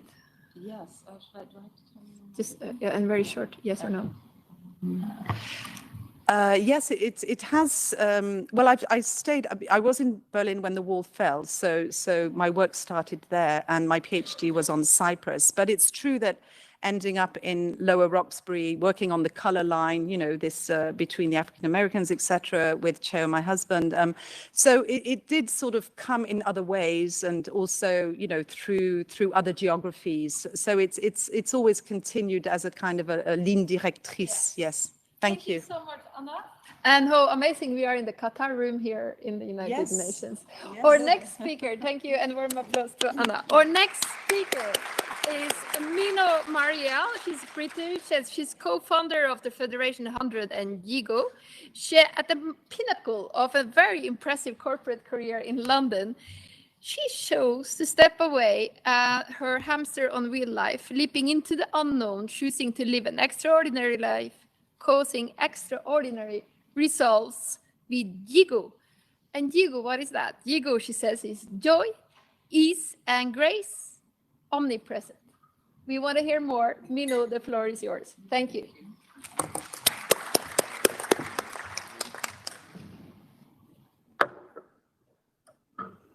Okay.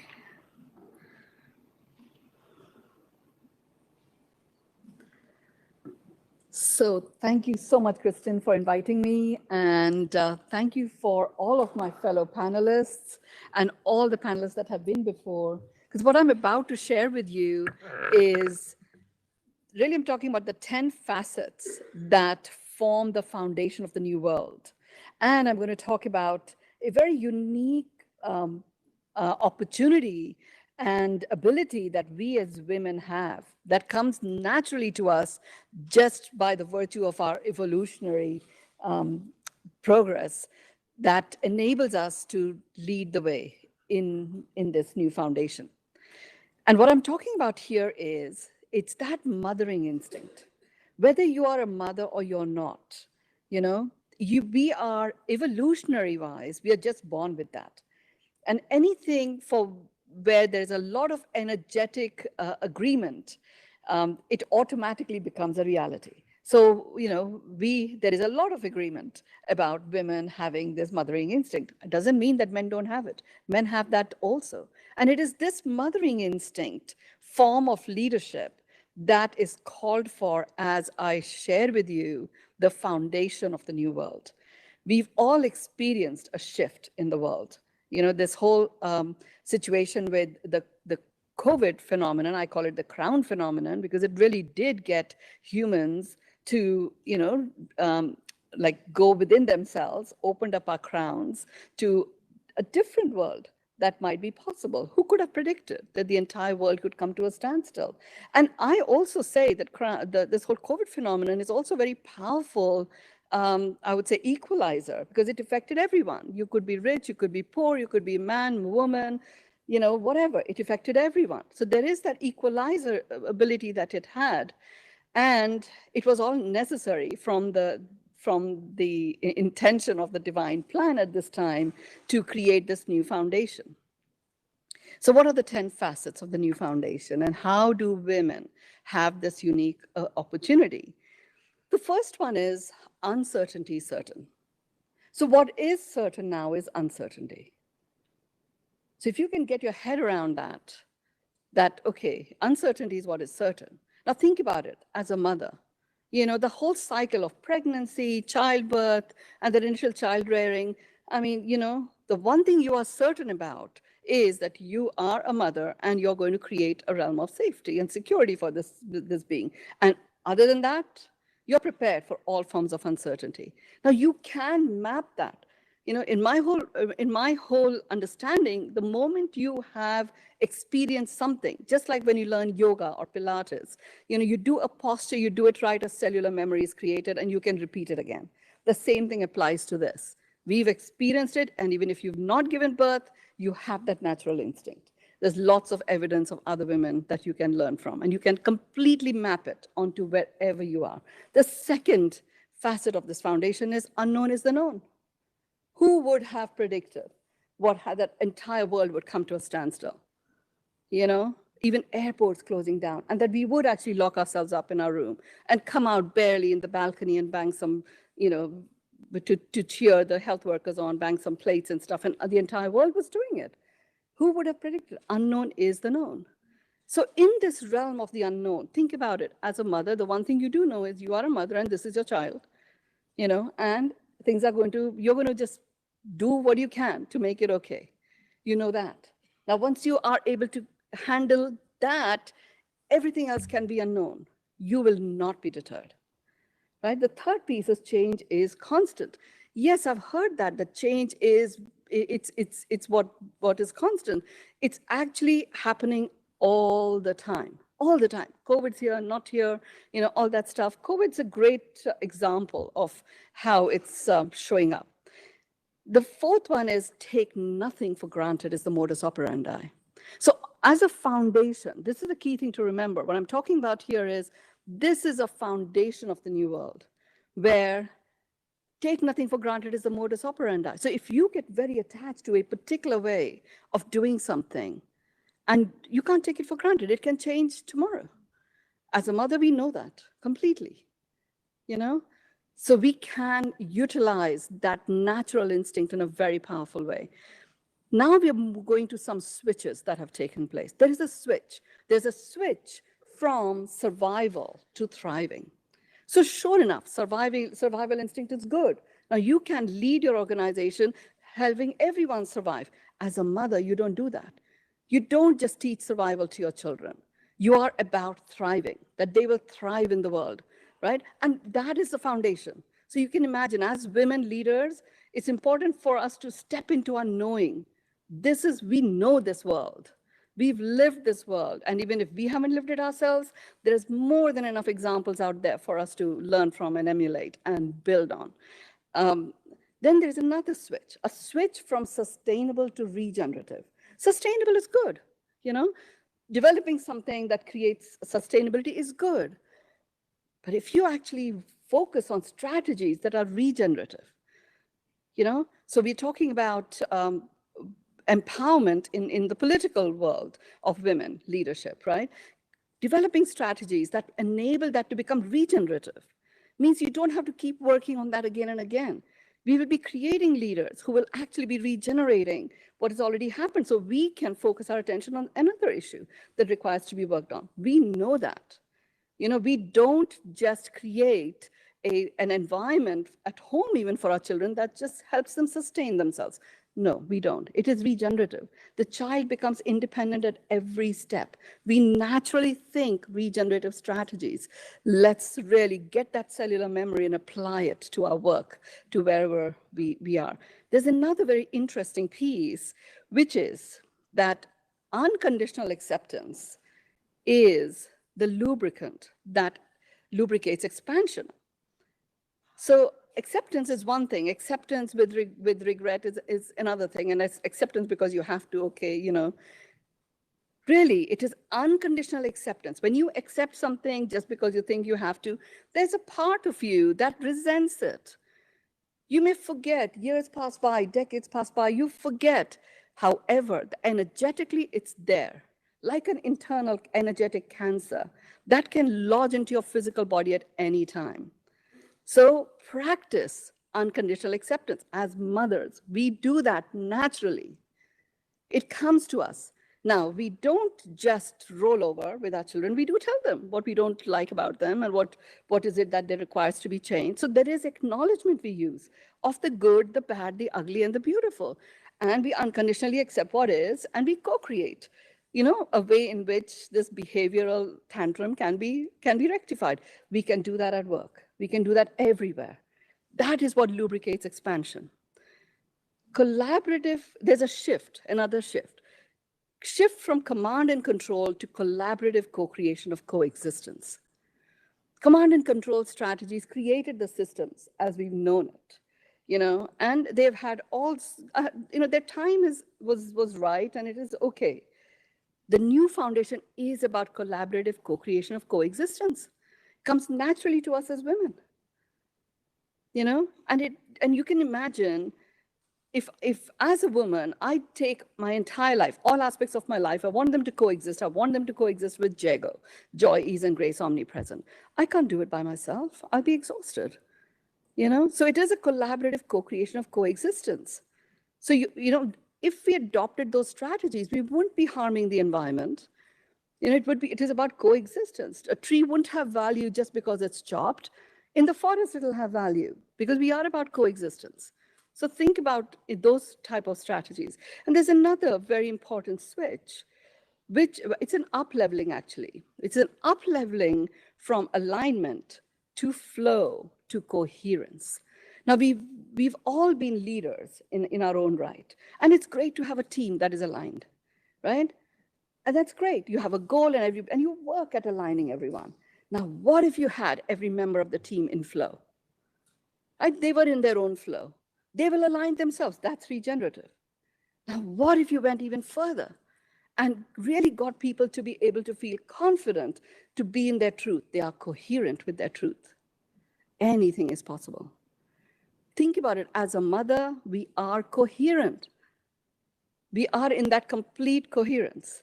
And therefore, flow comes even when the worlds might be falling apart, So that's one set of up-leveling. There's another one, which is a switch from fantastic results to extraordinary results. Fantastic results are good, but they are fantastic from someone's perspective, right? So they're not necessarily holistic. Extraordinary results is a combination of three things: unprecedented performance, operational excellence, and transforming quality of life for you as the leader, for your stakeholders, which includes your family and friends, and for the planet. And these three things can be run together. So in our Federation 100, which is the business collective, that is our focus. How do we get business leaders to take that on? And COVID was such a wonderful, I would say, playground for these leaders, because they had to come up with extraordinary results. Unprecedented performance in certain industries just didn't exist. So, really, how do you, now that see, in my world, there's a flow you go through. There's data, there's information. That information you put into practice, it becomes knowledge. You keep practicing it a lot, it becomes wisdom, and then it goes into a knowing. I'm saying to you, as women, you already have that knowing, that you are a leader that actually can demonstratively work with each and every facet of which makes the foundation of this new world. You have it, it's there. That knowing is there, right? Today I've given you some stuff which lands as data, but because the knowing is there, you'll connect the dots really fast. So 3 questions I would leave you with, which you can use to get that knowing into your conscious awareness, right? The first question is, before you rush into doing something, ask, is this mine to do? It creates an automatic pattern interrupt, and if the answer is no, you're now activating your intuitive instincts. If the answer is no, don't do it. But if the answer is no, and you feel it has to be done, I'm the only one who's been doing it up to now, then you ask the question again, what is mine to do? You may find it's yours to inspire, it's yours to, delegate. Take that action. The second question, if you find yourself doing something because you feel you have to, it is expected of you, you need to, right? You may still go ahead and do it. I invite you to ask this question, because my intention is I'm a champion for every woman, really being stationed in this state of JEGO, joy, ease, and grace omnipresent in all areas of their life. So I would ask you to ask this question, what if I didn't have to? Would I choose to do this? There is no have to needed. There is no need to required. So ask this question, what if I didn't have to? Would I choose to do it? And if the response is yes, go ahead and do it. And one of the questions many times mothers ask is, well, so many times I don't have, if I was to ask this question, I may not choose to do it. And you may still choose to, but at least you are honoring yourself. You're honoring your own self-worth by asking that question. And over time, you will develop your own strategies where you leverage these 10 facets that I've talked about. The third question, and that's the fun one, which is a question called, how much better can it get, right? Even if you're in the worst of situations, find something that you can actually feel enthused about. and ask the question, how much better can it get? Now, what I'm getting you to do here is I'm activating the entire universe, the energy of the universe, because the universe applies a multiplier effect to whatever you're vibrating. I have had people turn around physical conditions by just literally going, how much better can it get? How much better can it get? How much better can it get, until that physical condition is gone? So these are the three questions that will enable you to get reconnected to that inner knowing, because evolutionary power that you already possess of the mothering instinct, you can leverage that at this time. And men, you birth yourself every single day. You have that mothering instinct as much as we do. So utilize it. That's all I wish to say. Thank you.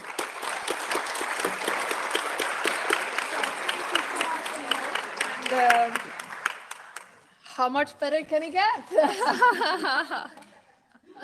And thank you also for talking about motherhood. I mean, maybe not everyone is a mother, but certainly everyone is born by one. So, or that's actually not true anymore, because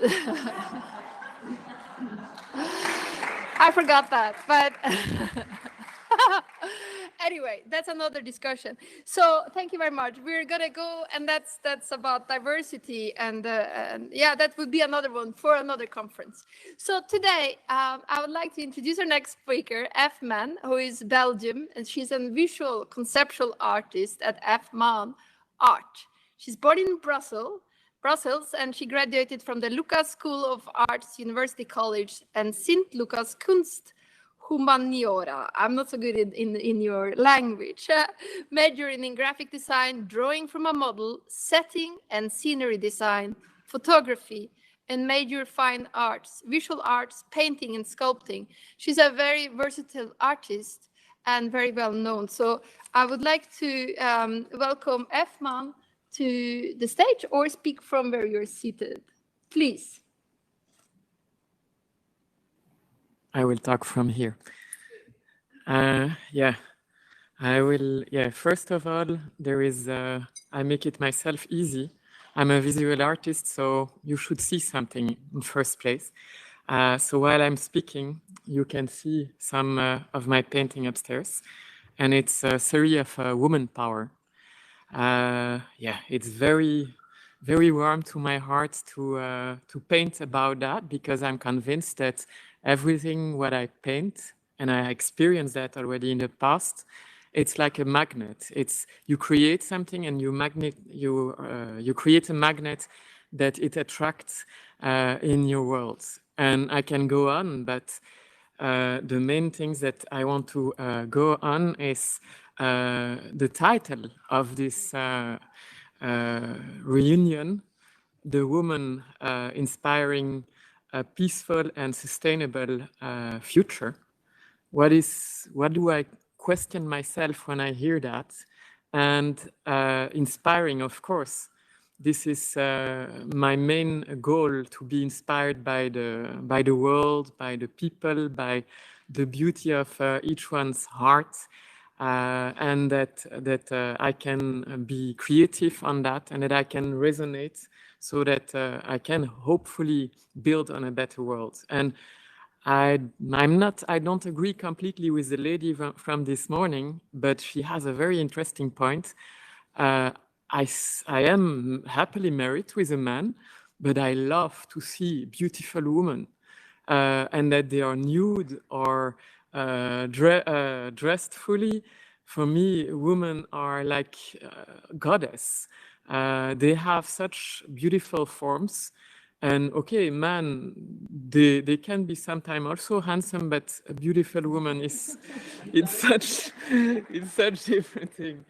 And that's why I love to paint all these ladies. And also every person or every lady that I meet, it's like a planet on its own. And that's why I call each of my paintings Planet Ornella or Planet, every lady's name that you can imagine. And it's true that you can, it's like a traveling in a mind of a person. And beyond being a woman, they have such interesting ideas. And I also want to connect it with an experience that I had recently. I was pregnant for 2 months, and because of my age, I'm not the youngest anymore, and yeah, I lost the fetus after 2 months, unfortunately, but I was enjoying the 2 months. And I'm not sad, but I'm happy that I had that experience to understand again the connection with being a woman and feeling like life that is born, that is living inside of our belly, and that suddenly every idea, every emotion that you feel responsible, that this has an effect on that fetus. And you can relate it to so many other things. And that's why for me, the being a woman is the hope of these worlds. And instead of talking about all the problems in the world and focusing on the news, or can I call it bad news, it's not the truth. When I walk in the nature, I see beautiful butterflies. When I see a beautiful lady and she's smiling, I feel her heart and everything what is surrounded to that. And this is the reality of now. And to go to the reality of now, Eckhart Tolle had a beautiful thing to say about COVID and the situation in Ukraine, is that the new world or the new time is already born. It's only the past that is still making lots of noise while it's dying. So when you have that in perspective, it gives you a total other vision of what is possible. And when I heard Rika saying about the fact that we should focus on 23 to be more powerful as women, I would ask, what's the plan? When can we act? When can we start? And I'm ready. This is like Marilyn Monroe, the first nude image that was published in the Playboy in '58. And it was a very powerful symbol, and it's almost that we are shy to show that now.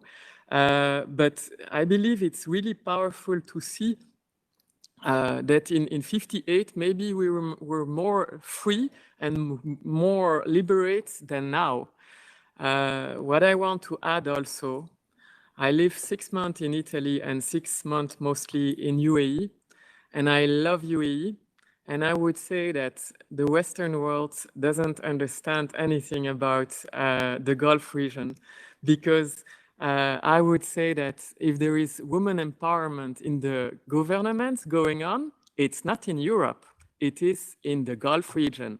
And what I can also say is that I was paid 30% less in Europe, in Belgium, and this is by law not allowed in UAE. And this is the reality. And we can talk and visualize about the past, but we live now, not in the past. So let's build on a better future together. Let's focus on 23. Thank you.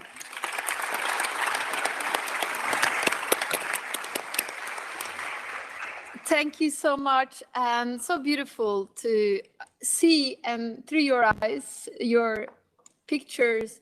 And yeah, we are beautiful, aren't we? As women and men, it's great to... Is there a message? No, they were just enjoying the situation.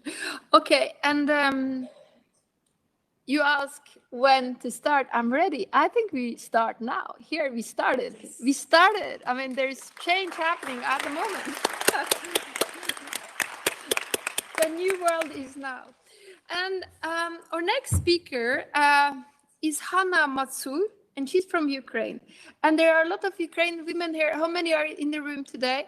We have a group of Ukrainian women. And we are with you, and we want to hear your voice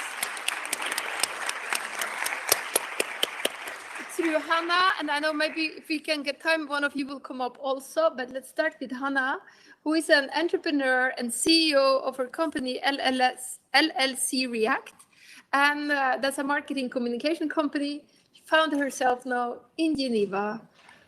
Please share a bit of your story. Thank you. Thank you, Christine, for inviting me here. This is a good sign because on Friday I received your call coincidentally via Vink connections with a lady from Norway, Tina. Tina, thank you so much. And she was posting me and my story in the Instagram. That's why Christine got acquainted with me and managed to invite me here. So thank you again. And I'm proud to say that after Friday, it was a Saturday, and we won Eurovision. so we are proud. I will not say anything unique or something that you don't know. It's a really challenging time for me, for my country, for my family, my friends, everything. Even my cat, she's in Ukraine, trying to survive. As Christine said, I'm in marketing and management area almost for 20 years. I'm mostly in private segment and trying to make unique, creative things. I'm really happy that I'm next to such a creative people here. Also, that inspiring me also during this conference. We had a small chat. And all those ladies who are present here and men who invited us to India, I think that the next WIN conference will take part in Ukraine as well, which will be great to support my country and to present it in the best way. You know, talking about my past life, it's a bit complicated. Sorry, it's like I feel like I'm about to cry a bit, but it's normal.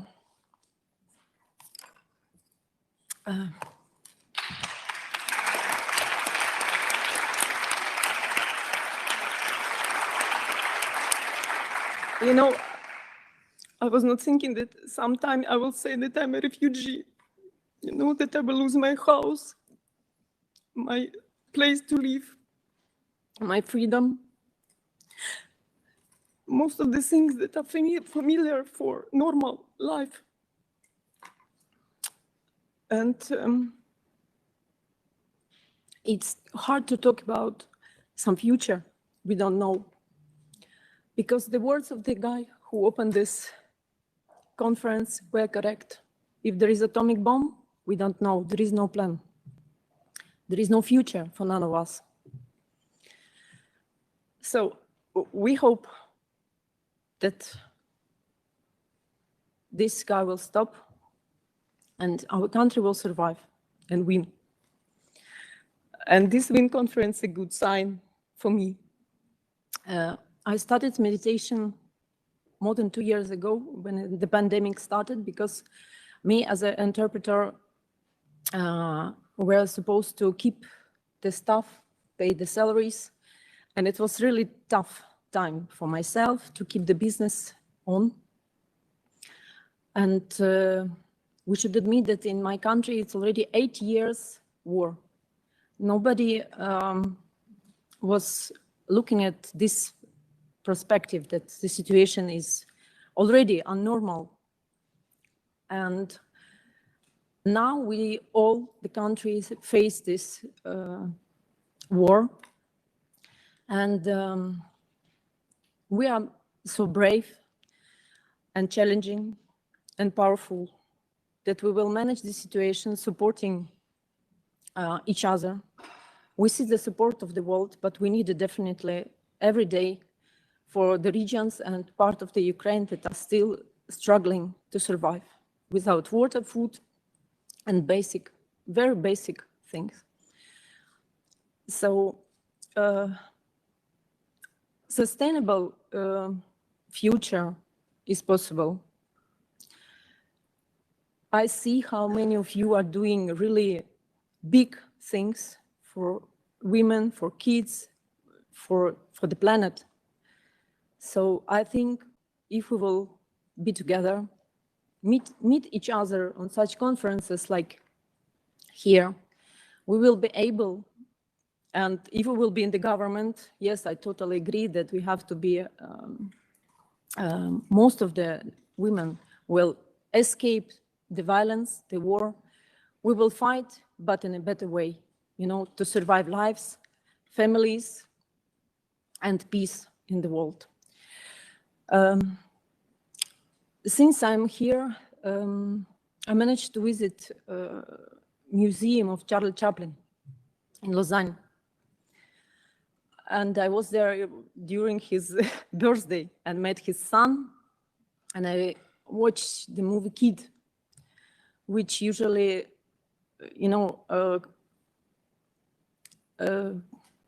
goes like comedy, but in fact, it's a big pain inside. So I want to close my speech and say that I hope that my presence here also will be useful in this country. And I would like to thank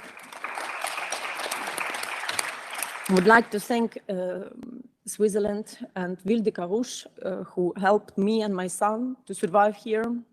The water polo team of this city invited me with him, and we managed to stay here. And that's the last words that I want to say. You will never find the rainbows if you are looking down. So this is the words of Charlie Chaplin from song Swing Little Girl, 1967. It's true. So let's pray for the peace and sustainable future for all of us. Thank you.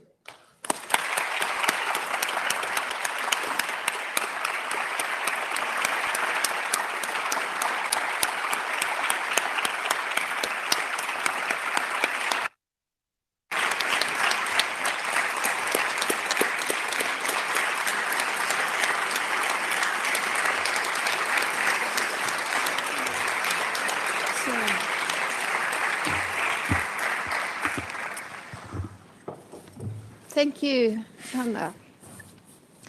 I think that, how about we close our eyes and we just feel that what would this peaceful future look like and feel like? And we just take a moment like that.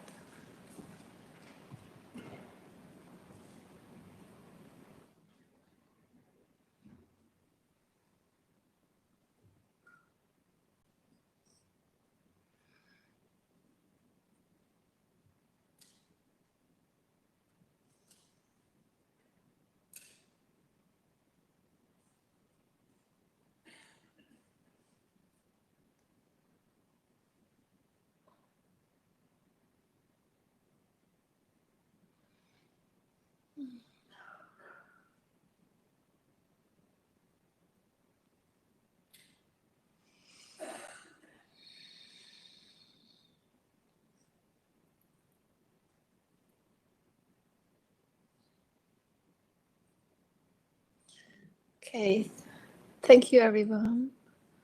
And if you're Terry, that's okay. I am. And yeah, what a day. We're coming to a close. It's the end of the day. And as we started saying, it's been a unique occasion to be here together. And before we close, we're going to do a shift of set. And while we do that, we are going there to take a photograph. And just for all of you, either sit still and try to continue envisioning peace and how we are all together Dr. Modi said very clearly this morning, we are all one. So as long as one is suffering, we are not all up. And this shadow side of humanity also reminds us of the other side. So it's this, keep going. So either you sit with it or you share with someone. We need a technical moment to change the shift. Okay, thank you. So can you come with me?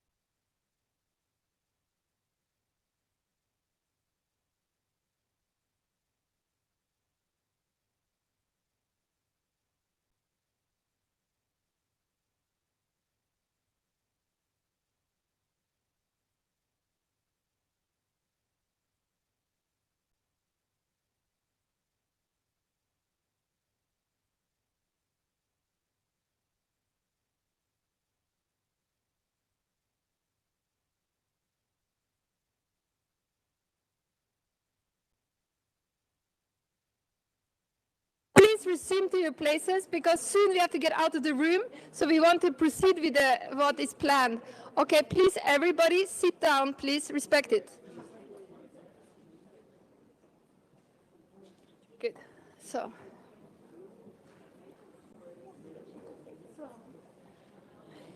Yes, I'll introduce. I think I'm introducing you. No. Okay. Sorry. Huh?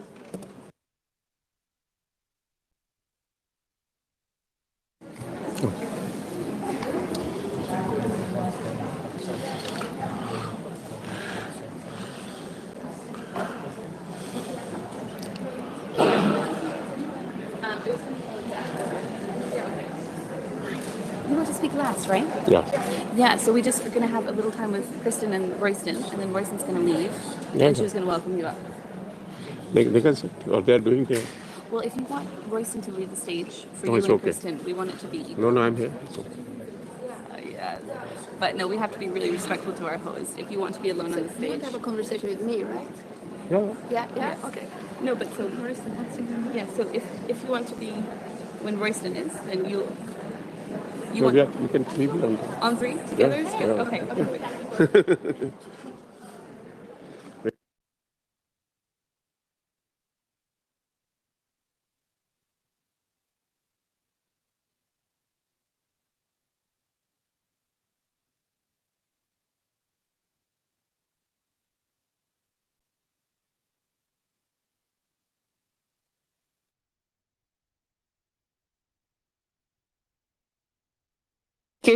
Can you please take your seats? Thank you.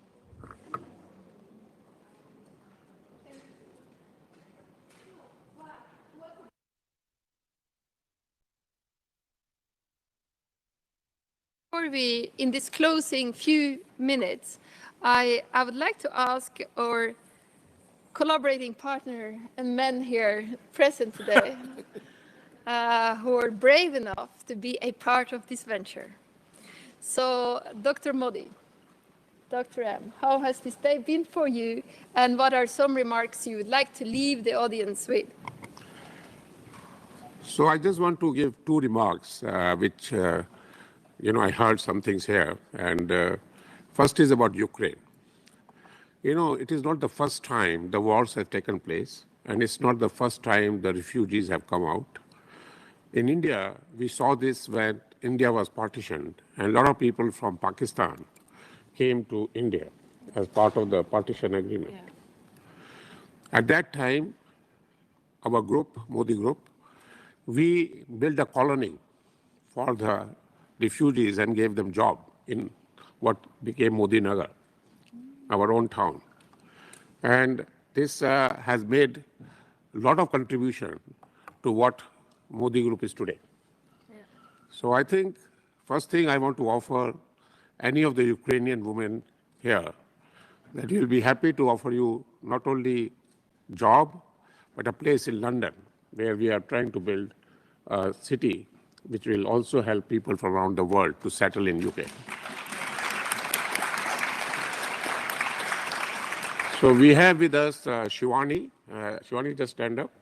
Shivani is the head of our operations in London. She is a British citizen, and I think she'll be happy to talk to you and make some immediate arrangement for you to get to London if you want to. So that's point number one. Yeah. Thank you. The point two, which was being talked about the beauty of women and the woman capability of producing a child. So I think this is very, very important. As we are opening the new chapter in the world, and this is a new chapter, I can tell you, and the world will belong to people who are below 25. And these people are different than what we are. We all have children at home and grandchildren. But the people who are born after 2000 are different people. They are not same human being. They are digital age. So we should increase their population by not, a situation where we are not producing. So I will request all the women and your friends that producing a child is a great contribution you are taking in the world. And not only producing a child, but also making that child a global child. So today it's important to make them run early. So whatever pains we have gone through, that the child will make sure that that is not there. And these young childs, which are there today even, we are 22, so anything, they are now 22 years old, some of them, are playing a very big role in terms of changing the world. And one more last I want to tell you, my idea was not to scare about atomic bomb, but what I was trying to say was if you don't take this veto from Russia immediately, you will have that atomic bomb. Because if they do atomic bomb and they still have the veto, the UN will not be able to do anything. So that was the point I want to make, that the necessary to remove this veto immediately. Immediately means immediately, within 24 hours. But the reason the war is going on, because Russia is vetoing every resolution of UN. And that veto has to be taken from there. That veto is bigger than the atomic bomb, okay? So there are the few things I wanted to say. Thank you very much. Thank you. Thank you. And stay here with me. I want to hear also Dr. Flute So what are some thoughts you have from the day and what you have heard, and something, reflections that come to mind that you would like to share now? I think most of all, it's been wonderful to meet so many people. I think you're all visionaries and pathfinders in your own way. I think Kristen's contribution to the cause of women has been exceptional over 25 years. I think I said before that I'm reminded that the weapon of mass destruction, according to Leonard Cohen, is the lack of kindness. So if we just start with being kinder to each other, then maybe we can have a better world. I think this whole area that we're in, where we're looking at natural and complex disasters and cultural disasters, we have to start with the energy inside us, the spirituality, and that's the place that we can draw strength from. We can draw strength from just talking to the people next to us, and then hopefully you'll come away not just as a single person, but as a sort of group of people. You've shared so many things, you've shared discoveries, you've shared vulnerabilities. Keep it going. What I would suggest is you each find 2 or 3 more people to share what you've received today and get a cascade going. Yeah? And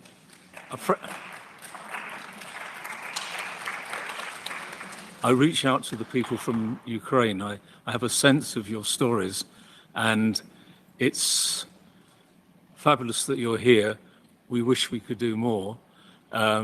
It's really something where we can all share conversation by conversation, step by step. Remember that the world changes in small steps, and as we grow, we see more, and therefore maybe we rediscover humanity. Thank you. Thank you. So it was said by our Ukrainian sister that the war had been going on for quite some time. Suddenly it escalated. There are many times women, probably in this room too, who have lived in violent relationships that had wars at home. It was small little signs, and suddenly it came. And I was thinking now how all of us also, how we need to have this awakeness in us. So if something really unacceptable is coming, that we are awake every day to not accept it there and then, before it escalates and becomes bigger and more. And that we focus on the other side of things, on what inspires us, and we let that grow. And I think that's what we have learned today, listening to so many stories, and also out in the coffee, listening to many of you that were not on this stage, but so many of you could have. And I want to acknowledge that too, that the people in the room, I mean, it's a really, really amazing room of women here today. And that being together with so many impressive people is in itself very unique. So I want to also thank all of you for being present and to being in this incredible stillness in some way. Sometimes I'm in rooms and people are chatting all the time. And if they're not chatting with another person, they're chatting in their mind.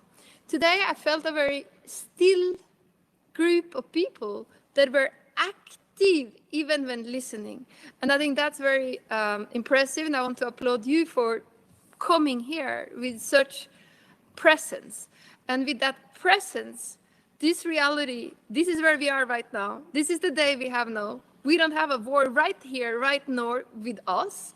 There is the awareness of this happening other places, therefore we must consider it. And at the same time, I want to celebrate that all of you took the time to come here. Some of you flew from other countries. Some of you walked from a house downstairs.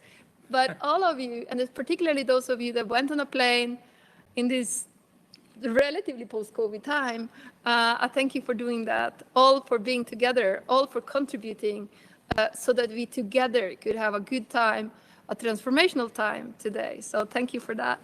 And is there maybe one more comment from Dr. M or Dr. Royston, or we feel complete? I think I'm complete. If anybody has a question, that could be. That's a better way to do it. And I want to also look at you, because you, what did the security guy say about our getting out of this room? I think pretty much the same as what he said at lunchtime. That we had to be out at 6. Yes, please, please. Your mic is not on. You have to push a button. Press button.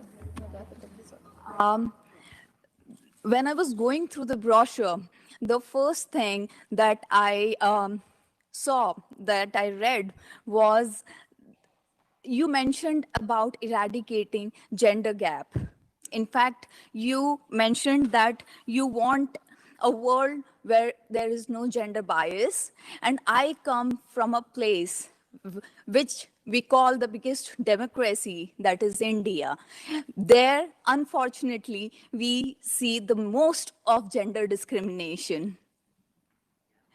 So I really want to thank Dr. Modi, Christine, to you, and Sir Fluid, to you, to give this amazing platform for all of us to come together and celebrate womanhood and celebrate this day at this great hall of United Nations, where they just don't unite nations, they unite people.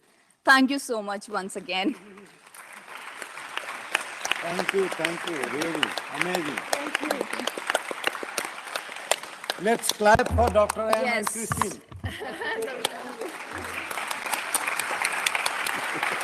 Okay. Thank you. We have time at dinner also. Okay, thank you.